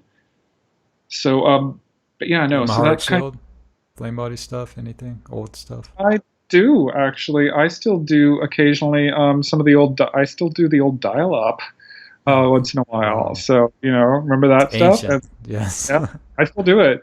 My Mahayati. thoughts are, by clearing those light body structures directly, you are in fact accelerating. Like, maybe it's not as productive as doing something. It makes sense, yeah. In fact, you're bringing in those Christic frequencies into your light body. You're accelerating your transfiguration or whatever we're doing. But the idea that, okay, no, that's harming you, I'm like, yeah. If it's harming you now, it was harming you then too. Well, like, yeah, that's kind of a thing. Unless there's like a complicated shield mechanics hooking into like a contaminated shield or something, in which case the contaminated shields don't even really exist anymore. How on earth is this possibly harmful? Yeah, I know. There's some level of paranoia still there with that, I know. No, there's a deeper thing, Chris. I don't know what it is. There are a number of people involved in this work that have, it would seem to be a great affinity, and sometimes affinity to period X in the work. And a number of these people have a not affinity, but like what's the opposite of affinity? A counter affinity. I know there's an opposite to affinity, a disfinity to other aspects of it. And I find that very curious. Are some people here only to, do a particular aspect of this job? Is it a family? Is it a spirit family kind of thing? Like certain spirit families really resonate with these energies, but not with these ones. If these energies are all Christic, then theoretically they should all get along with each other. Yeah. Like, Yeah, no, like this is a really this is a puzzle to me, and I can't really figure it out right now. I mean, maybe the answer will come to me, but I'm not. And I gotta say right now, like, Rose is my hero. Like, when you hear her talking and you hear Rose and Noel talking, and they've got criticism certainly of other people, but the way that they embody that responsibility and those virtues and that owning of their own stuff, and kind of like, that is very inspiring. And I will tell you what, I'm not privy to the inner circle or whatever, their kind of behavior, but I do not see that stuff coming from them. I do not see that coming from the people who are super resonating with kind of like that group of people that's not resonating with the old work and so forth. Like, no, I will name names, Ian and, James and Tia and, Mark. I like Mark. He's a really interesting guy. He does interesting stuff. Same thing. I do not see that kind of, shall we say, saintliness coming from them. Well, just what she said about, like, we should all be able to talk to each other regardless of what technique you're doing, or what part of and the I'm not work. going to hold myself out as like someone who's saintly. I'm really not. You know me, Chris. I'm a lovely, smart, interesting person, but I ain't no fucking saint. So, I'm not going to hold myself out as being better than that, but I will say at the very least, I own what I am.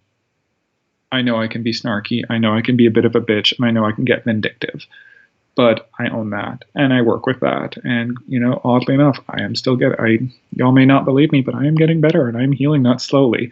Not as much through chaos, more through my own, the work that I'm doing with my own homeopathic work and my counseling and everything else like that. So I'm getting better that way.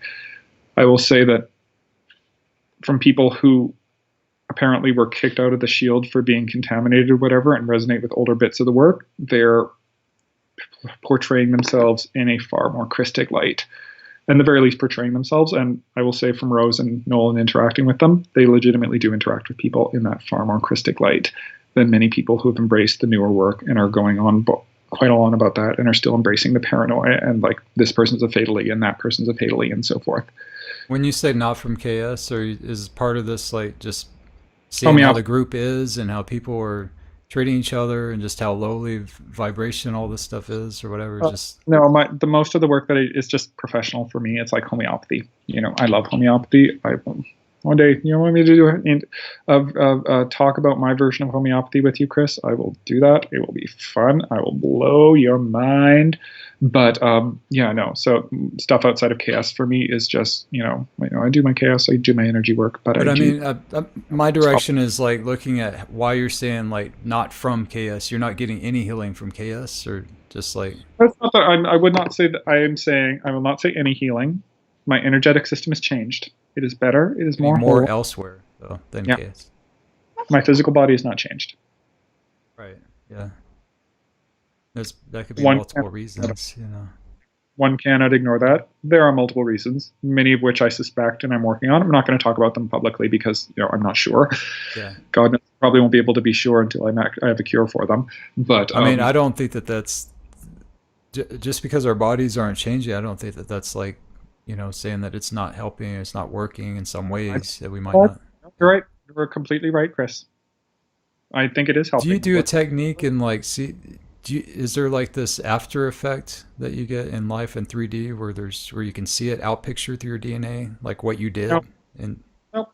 I just feel good. I'm like, hey, new energy, and There's no exchange reciprocal thing with your hologram in 3D. Not really. It's never been like that with me.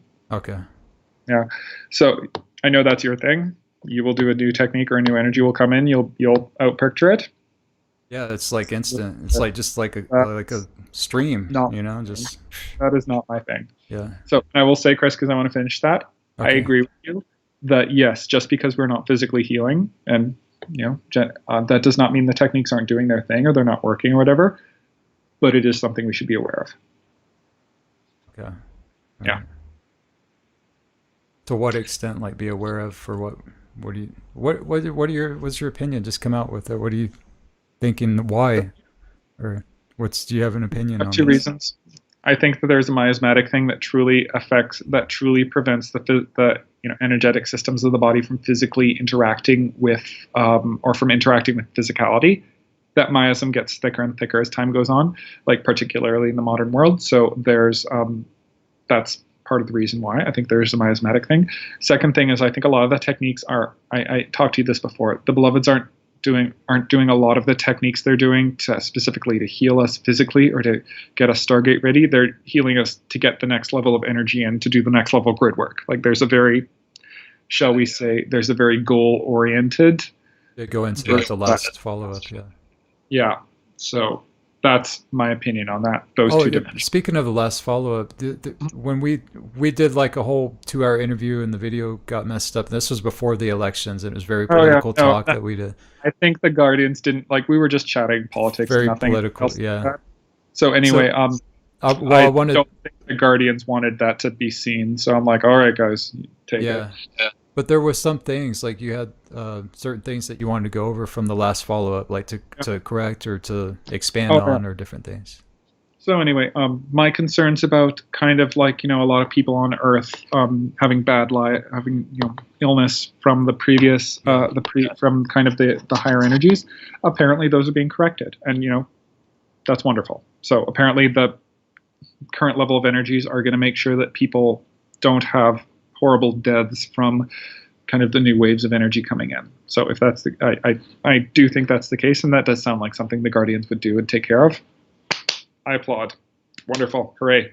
My concerns come to nothing, which is exactly what you want your concerns to come to. They're not being like killed off or killing themselves off or whatever. It's not. It is still a removal. More amnesty happening, like transition bridges and things. That part can't.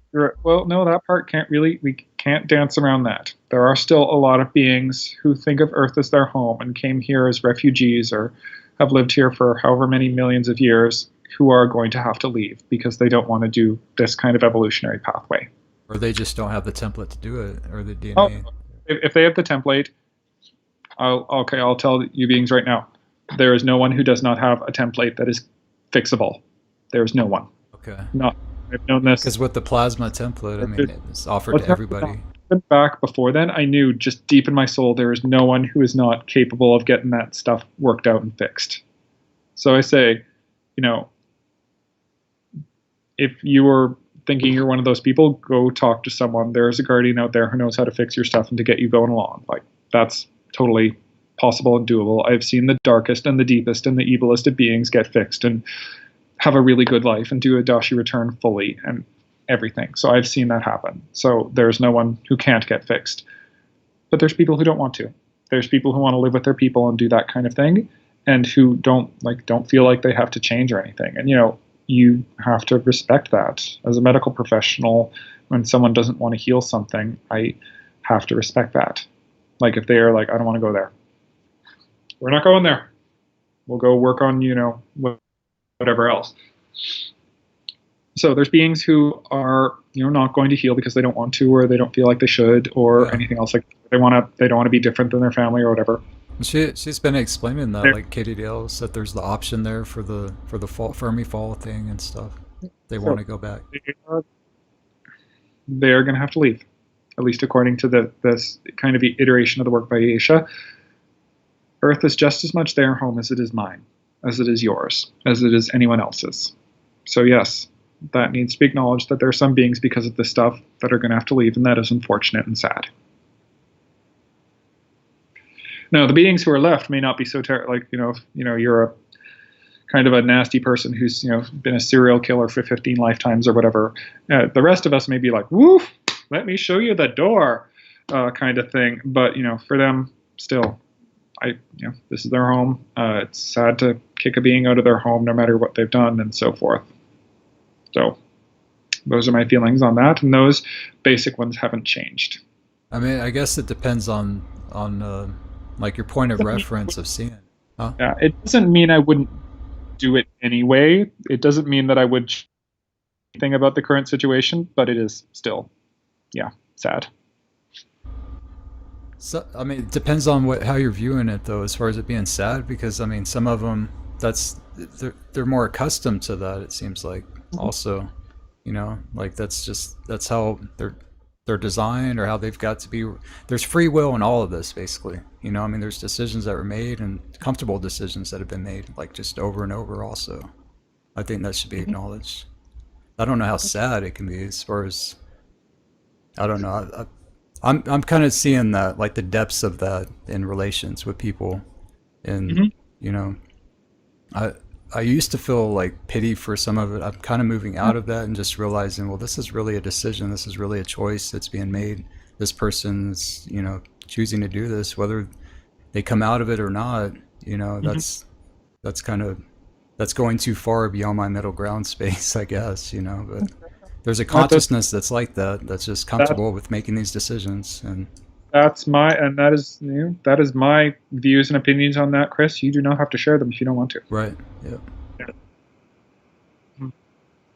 So anyway, back to kind of the current political situation. So I felt this craziness thing going on. I've talked with James a couple of times since then, and James is very like James Bover, very pro-Trump. So is Ian. Many of them are very pro-Trump. A couple of them have said things that have just been horrifying. I remember one time Ian was comparing removing refugees and from a country to like Christics who would keep everyone else away to keep their gene line pure and so forth. And I'm like, that is not what the human project was about. The human project was always specifically about, it is very much like the United States motto, bring me your tired, your weak, your huddled masses. In the human project, as I remembered nurturing it and working on it for hundreds of millions of years. So, there's overtones of ethnic hygiene stuff all through chaos. There is. There is that as what there people is. Feed it too. They just No, there's an attitude of that like ethnic purity kind of crap, and that is bullshit, and that must be condemned immediately.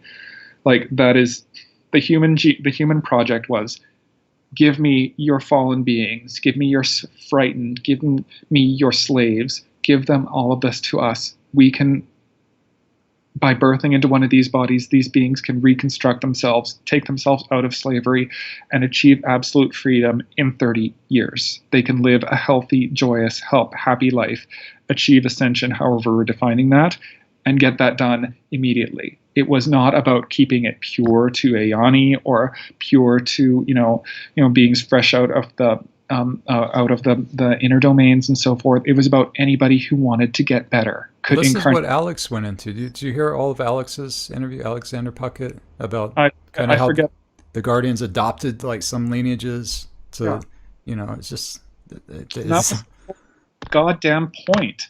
It's like many people just weren't here for as long as I have. The whole point of the human lineage was to do that. It was for anybody to come in and reconstruct themselves as the wonderful and healthy being that they were, and go and to their next the universe beyond or whatever, to go and continue on in their evolution instead of being stuck here as slaves forever.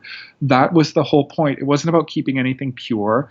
The whole nature of humanity was to purify, was to heal, was to overcome those kind of mutations and things like that. The idea that ethnic purity and kind of the nastiness that's the chauvinism that's being expressed in the public domain nowadays, and not just by Trump. I mean, Trump is actually not that bad if you listen to his actual statements. I mean, there's edges of it depending on his audience, but not that bad in terms of that. But in terms of like a lot of the other things that are going on in the public domain right now about that, are just that people could equate those two conceptions is just absolutely horrifying to me. Like, I cannot condemn that strongly enough. That is a wrong idea. And that is something that I cannot go along with and will not cooperate with because it's wrong. There's my rant. What are you saying? So, like, what in particular, what subject matters and stuff? So, in terms of politics on the planet these days, there is, I will say, a return to cultural hegemony. That's a complicated term. So hegemony means basically the dominance of one particular model, one particular group of people, and quite often the state, not the state in the sense of the United States government, but the state as in government itself, enforcing that on people. there used to be the model. There used to be like, a cultural norm, and the state would enforce it. Like, I just watched The Crown on Netflix, and a big deal was having the monarchy enforce what the church thought that people should be. So Queen Elizabeth's sister wanted to get in the drama. I mean, who knows what really happened? But Queen Elizabeth's sister in the drama wanted to marry this guy who got divorced, and she couldn't allow it because she was the monarch and she had to enforce social norms, like that kind of a thing. Like the government saying, "This is what you should be. Do this, and if you don't do that, you are excluded and you do not get to participate in the life of the community." There is a resurgence of that, whether it's Vladimir Putin and his kind of idea that Western and his. If you kind of look through, he's investing a lot of money and effort into creating stable heterosexual families. Not a bad thing. Like creating stable families and employment and things like that is good. But there's a lot of emphasis on like the traditional family and a great deal of Russian Orthodox backing to him, and kind of that whole nuclear family, stable heterocentric world that's going on, to the not only ignorance but to the detriment of other people, and particularly gays in Russia. We're not doing fucking well there. So, and that's an outcome of this model. There's this emphasis on like, all right, Soviet Union and everyone else and modern society is kind of emphasizing that, they've emphasized away from the family, and we're going to return that, heterosexual man-centric family to its, what they think is its proper place. It's linked into what you were feeling after the election, the shield thing, Getting there. Okay. So secondary thing, you can see this also in terms of ethnic dominance. In the States, there's this particular dimension to it that's not only about the heterosexual family or whatever, but there's also this particular dimension of it being the white heterosexual family. And you can see this, again, not so much in Trump himself, but in a lot of his advisors, and particularly this clustering of people called the alt-right. People like Bannon. And people like, remember that guy a couple days after the Trump won, and like everyone he had a conference and everyone was like sig heiling him, or heil Trump, heil our people, and everything else like that. And they were doing this openly, and like that kind of thing. Like it's the same. It's the return of this idea of the state as an enforcer of a particular dominant cultural norm, rather than the idea of the state as the state is the guarantor of the public space, of the creator of a space in which anyone of any cultural norm, that can get along, can go and make their way in life as they see fit. So there's these two models here. Like literally, I'm doing my energetic thing right here. Feel them. The state is the state is the enforcer of a cultural norm and kind of the enforcer of a dominant group. The state is the guarantor of the public space that anyone can succeed and have as much freedom as they can to live their life however they see fit. Because, the state acknowledges it can't direct how your life should go. You should. Those are two very different models.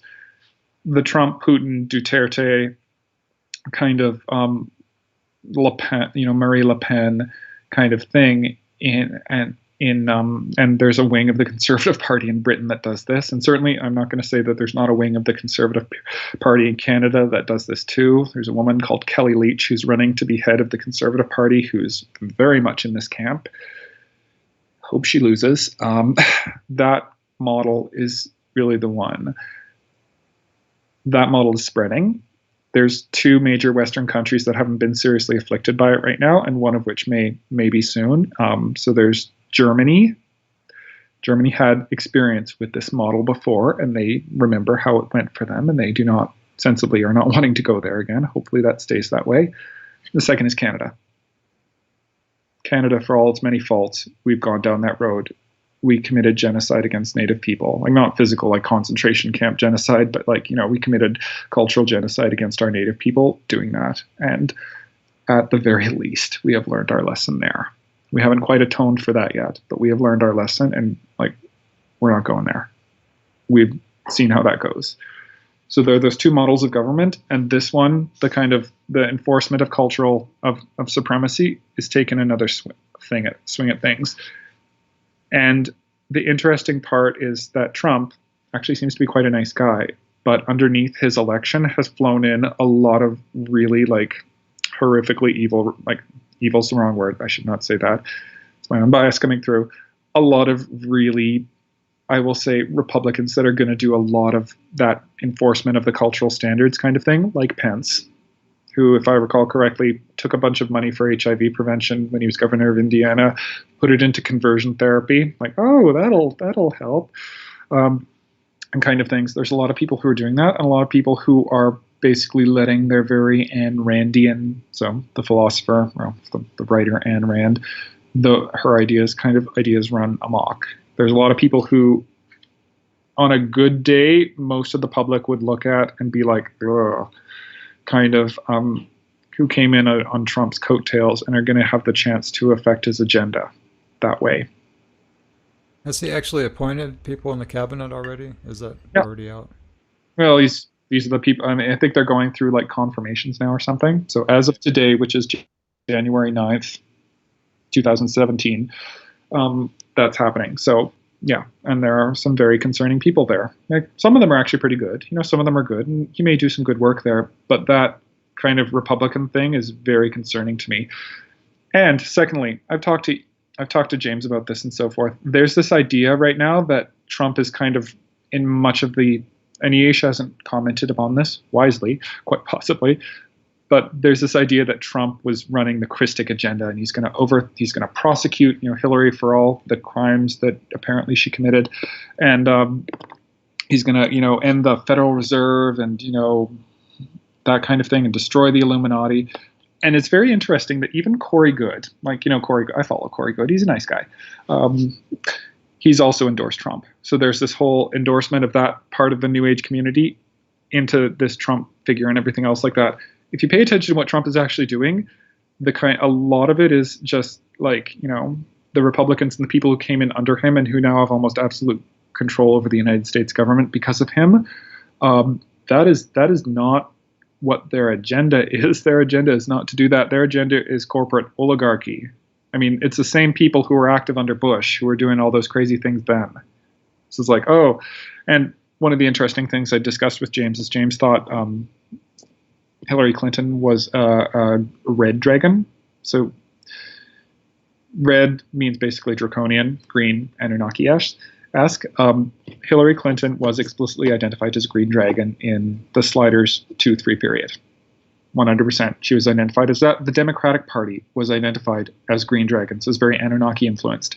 Most left of center political parties in the world are Anunnaki influenced. That is how their mind works. They do kind of a socialist system on their own world, on their own kind of societies.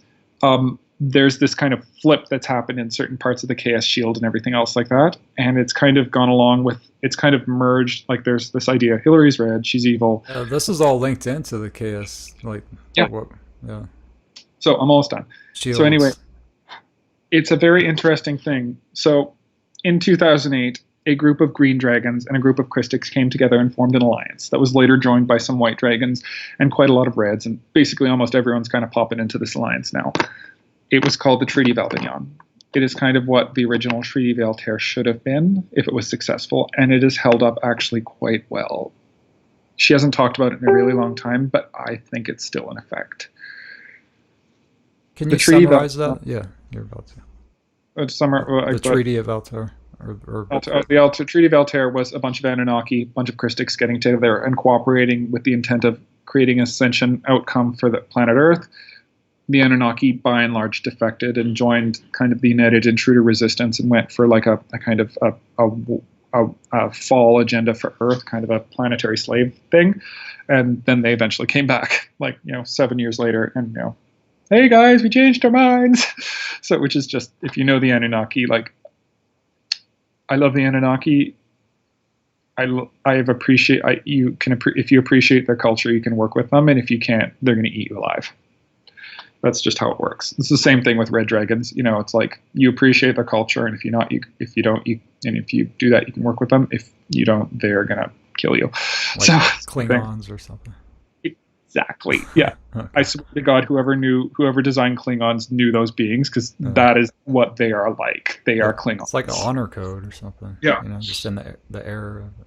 Yeah. Klingons versus you know what the Star Trek equivalent of the Anunnaki is? The Vulcan High Command from Star Trek Enterprise. That's them to a T. Anunnaki? Really? Vulcans?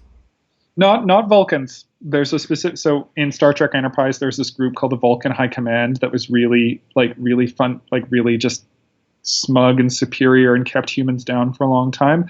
And if you walk Star Trek Enterprise, like you will see that relationship they had. I remember. Yeah. Yeah, and there's a group called the Vulcan High Command, and that is them to like, oh, that's just like you got them there. That is them to a T. So anyway, here we are with this. And I still think, I think Hillary Clinton was an Anunnaki. I don't know her personal origin because God knows I don't know her personally. But she displays their behavioral, like she is someone who lives their culture. Like their culture is so alive in her, and their culture is just so, like she embodies their culture to such an extent that I can't see how anyone who knows the Anunnaki and the Draconians would really see otherwise. So anyway, she's kind of the queen of the Anunnaki. I would not maybe literally, but metaphorically. And then here's this Albignon coalition going for re-election and so forth in the United States. And then all of a sudden there's all this stuff, electing about all this kind of allegations and all this stuff. And some of it does come from the disclosure movement, particularly from Corey Goode. And Corey Goode's always been an interesting guy. Do you know, he seems to be doing quite well and being quite full of integrity in his reporting and so forth. One thing really, really struck me though. So recently he's been talking with this guy, he calls him Ambassador Mika. Ambassador Mika is from a planet very much like ours that just got rid of kind of what they call the Cabal. In his work calls them the Cabal. They just got rid of the Cabal. They just got rid of it completely and so forth. And he's coming to help us do the same thing. That name, Mika, that should ring a bell. Does that ring a bell for you, Chris? I'm trying to place that there is some kind of familiar encryption thing. 2006, there were threshold activations. And what were the threshold activations about? The Mika-Mecca complex. Okay. Right. Mika being, where was Mika? Parallel Earth. What is this kind of Mika personage kind of telling us where he's from? So Mika is from Parallel Earth. What happened on Parallel Earth? On Parallel Earth in 2012, they got rid of all Christics. Like that planet. It's like everything wiped out. Yeah. They got rid of, I would suspect they got rid of anyone allied to them. Who was allied to us in 2012? The Anunnaki. This kind of Albignon treaty thing. What that person Mika was talking about was getting rid of the Anunnaki plus the Christics, which they seem to have conglomerated in their heads because we were allied and we have, cooperated multiple times throughout the past. And, I could see how so this guy got rid of Anunnaki plus Christics. It's like, hey, yeah, no, this is, we're going to help your planet do the same thing. And I'm like, that kind of dawned on me. I was like, oh, that's who Corey Goode's working for. So you heard what Mark said about the Saturn symbols and the inner Earth people and the agendas. Yeah, that is. So that's kind of Christics need to wake up and look at the symbols, Yeah. Look at this well, stuff. No, that's it exactly. So that is my thing. So we've got this inner Earth people, or no, sorry, not inner Earth people. They've got this, person, this Mecca or this Mika person who's got these like very clearly Christic intonations and insinuations about him, endorsing this guy who is actively campaigning against, with open propaganda techniques, against the Albignon host, against this political party that 8 years ago and also 4 years ago was holding the Albignon Treaty. Yeah, that's what I think happened. I have no idea what about Trump and his origins. I don't. Trump seems kind of rogue. Like he's just, self-made and just kind of got it. Yeah, no, so I have no idea about him. But yeah, not many people do. But the people under him and the party he is representing, those are the people who have always been historically opposed to the Albignon Treaty, which, I think we're still in. So the fact remains, yeah, that's where it is right now. And what did I feel on November 8th? Did I feel a shield penetrate? Did I feel the shield penetrate? Did I feel a shield get compromised? Did I feel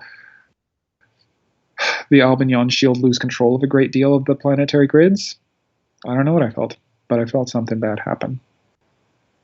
And maybe it'll take a little while for me to figure that out. Filters and all too, you know. Yeah, well, I am perfectly, it's Canada.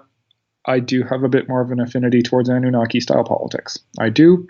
Left of center, I tend to be center left, and center left would be quite far left in the United States. So I have an affinity to that kind of politics. Yeah, no, I did hope that Hillary Clinton won because that kind of stuff. I'm under no impression that she was perfect, but that style of Pizzagate stuff about. What are you saying on that? The FBI. And... I've read a little bit about that. So I will say, basically, so far they have no eyewitnesses, no actual people who, like, they've got people who've had childhood sexual abuse come forward. She seems pretty upset about it. So does what's his name? The guy that they're Odessa. Yeah. No. Anyway, they're actually speaking out about this and the fake news campaign and all this. I mean, that says a lot to me. Okay, so I would say, no eyewitnesses, no physical evidence. Basically, the start of this was that somebody said, "Oh, this equals this," and they invented this email code thing. I'm like, my all immediate the symbols, all the symbols and everything else like that, or all the kind of email code that one guy came out with. So my thought is from my the immediate FBI, right? No, that wasn't the FBI. That was just random person releasing on the internet. So really? They said it's the FBI's code language or sure the way of detecting them, and I'm sure they said that. I'm not sure if that's actually true or not, but I'm sure. I don't think. Well, they said that's all public documents to go look on the government websites, and they have links, and I mean, it looks pretty legit to me. At this moment, I remain unconvinced because the basics are this system of interpretation of Podesta's emails, and Podesta is a campaign manager. What the hell is going to happen if he actually wants a pizza?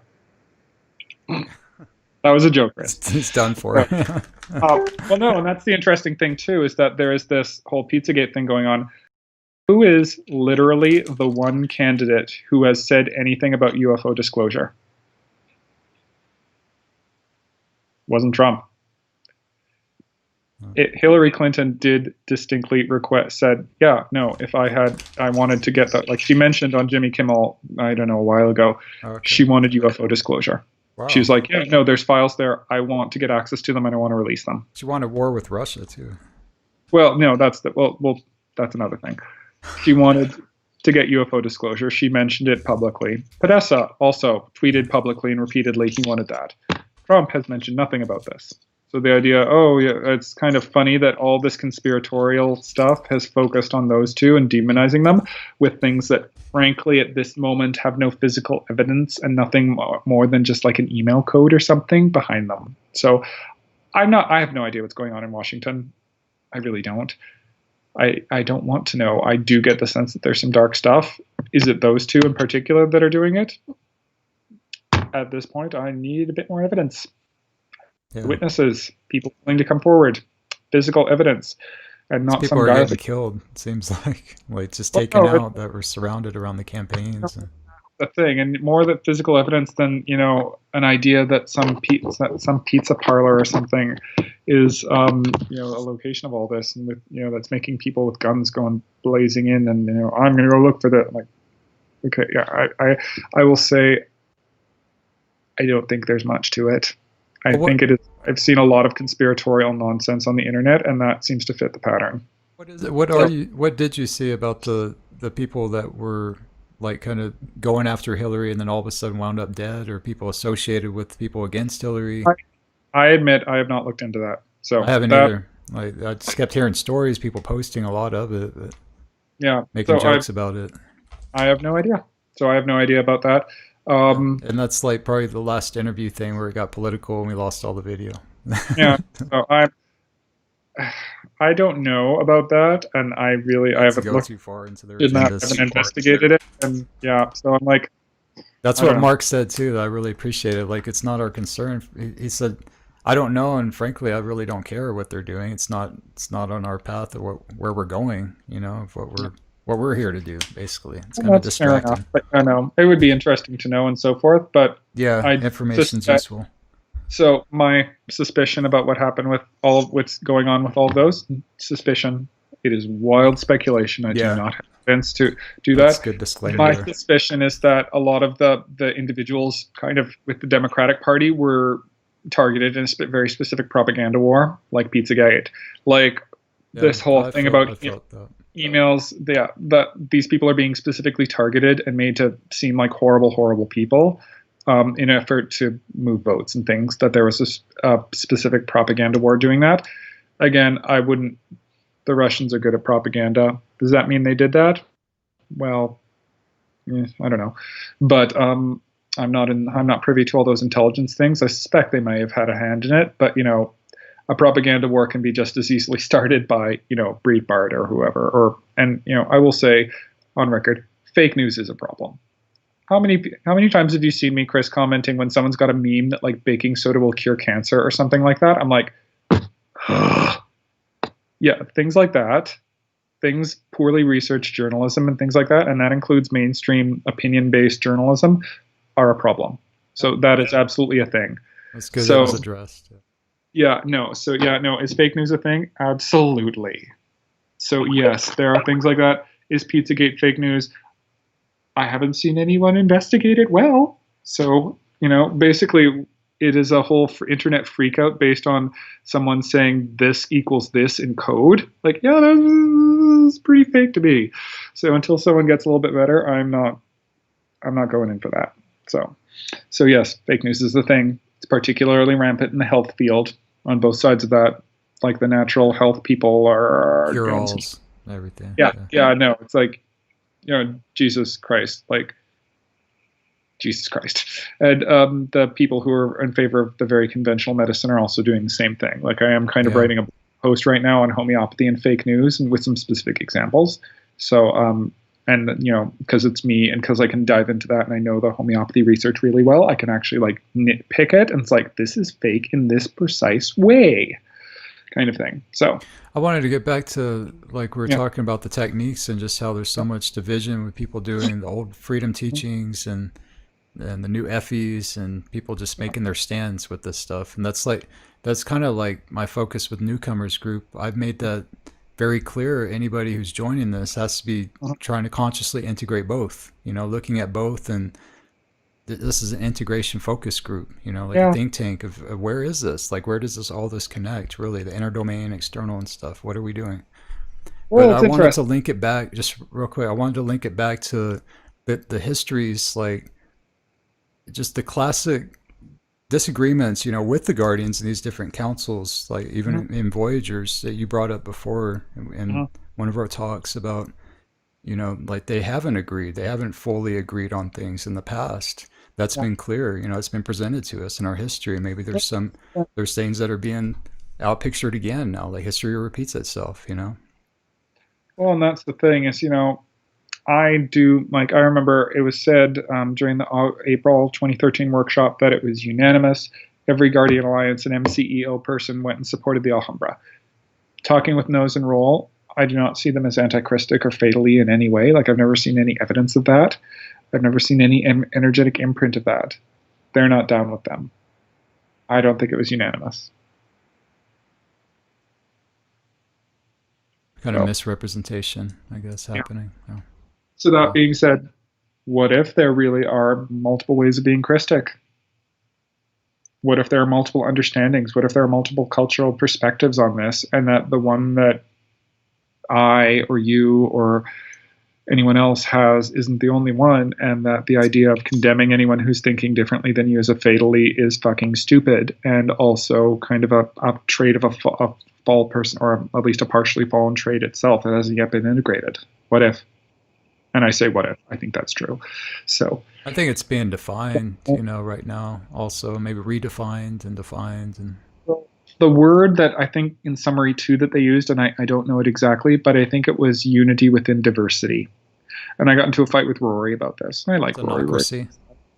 It's unity within diversity. It is diverse. I mean, what's the key thing there? Diverse people cooperating together. not unity within monoculture. Like, that is not the theme. That is not the idea. That is a terrible idea. And every time we've tried to do it in human history, and anyone's tried to do it in the galaxy that I remember, it just doesn't fucking work because it's a terrible idea. So we should not be the latest in a long string of failures to try that. I've been very ranty today, and I'm sorry. Where does synocracy fit in all this? That's been coming up a lot. Like, with James is kind of bringing that back in his group, the Awake Aware group, and I've emphasized that also. Oh, good for him. I do like James. You know, I've always had a fun, despite our disagreements, I've always had a fondness for James. He's lovely when Tia's not around. What are your thoughts on synocracy? Let's get out of the personal drama. Synocracy. It's a lovely idea. It's kind of like perfect democracy. It's something that we just keep getting closer to. We treat making steps towards, but always seems to take a step back. It's like one of those, it's almost ephemeral. Haha, Effie, ephemeral. It's almost ephemeral. It's kind of like something it's an ideal that you keep striving towards. In our world, we have democracy. That's perhaps getting quite close. Not perfect. Far from perfect. As we continue to refine that and continue to perfect that, we may get ever closer to it. Who knows what the government in the future is going to look like? Maybe we'll all be telepathically linked in together, and someone will have a governmental question. We'll all be like, oh, what do I think about that? And then we'll all make a collective decision together. I don't know. So that is how that works. I feel the ideal of synocracy. I take steps towards it, not always perfect, sometimes backwards, sometimes forwards, but it's there. It is an ideal at this moment, and it's something to embody and to work towards bringing into physical realization on Earth. I think so. I mean, I've felt it and experienced it with people. Like, we can get along. It is possible. Yes. I mean, God, I don't get along with tons of people, but that doesn't mean I'm going to set out and burn their villages and destroy their lives and whatever. I mean, not getting along with somebody does not mean you can't coexist with them and just exist in the same world together. Yeah. You wanted to get back to compatibility of the different bodies of work, or did you already cover that? I think, Chris, there is not much of a conclusion to that. There are different bodies of work. Different people are not attracted to them for various reasons. I'm reminded, you remember Christina Ray Martinez? And she would talk about how she, had all of her experiences and so forth. And that after some of the more negative experiences like wormhole jumping and so forth that she was in, she would do Christic techniques and they would physically hurt her. It's interesting. There may be an element, and not to imply anything about anyone, there may be an element of personal compatibility with various energies in that. That may be part of the solution. There is no firm solution on that just yet. So I don't know what's going on with that. I am open to other people telling me that, as I'm sure I'm going to hear after this interview. God, basically called a good chunk of the Chaos Shields or Christic racist. So I'm sure I'm going to get so much flack from this. We had 7 viewers and 4 dropped off. We got 3 now. Oh, maybe that says something already. That's good. Well, are these things posted afterwards? I posted it on the group. I posted it on my wall and just said live. Are they videos though afterwards? Yeah. After? Yeah. This will be a regular video. I could make it into production. Remember how I called myself, bitch queen and shit disturber, supreme of this, of whatever shit like that is, or bitch, what is it? No, bitch princess and shit disturber of, whatever shield. I'm doing some shit disturbing today. This is gonna get some flack. Leave it in there. That's fine. Just keep it transparent. One thing I do is I do have transparent with my flaws. You have what? I'm transparent with my flaws. Yeah. I mean, that's good. Anyway, it's good balance. Chris, I need to go to bed. Yeah. So, and this is a good place, I think, to end the interview. Thank you so much for talking with me. We finally got it together and made it work. Yeah, definitely. I'm gonna stop the stream. I'd like to talk to you afterwards, but thanks for sharing. Thanks for coming on. It's good to have just candid talks like this. I like this vibe. Just I want Well, to that's have the that. thing. One thing I'm really good at is being genuine, and yeah, no, I can like people want candidate, what is candidias? Candid diet? Candid? They want Candida? candid, What? so they want that you will get a whole lot of it from me, girl. So that's kind of my thing. Is I'm apparently Kim. I love my homeopathic teacher told me I was like the most genuine person she knew, and I'm like, oh, thank you, Kim. And holy crap, I am. Wow. So yeah. That's I'm- good. That's good and much needed too. All right, we'll go ahead and end it right there. Okay.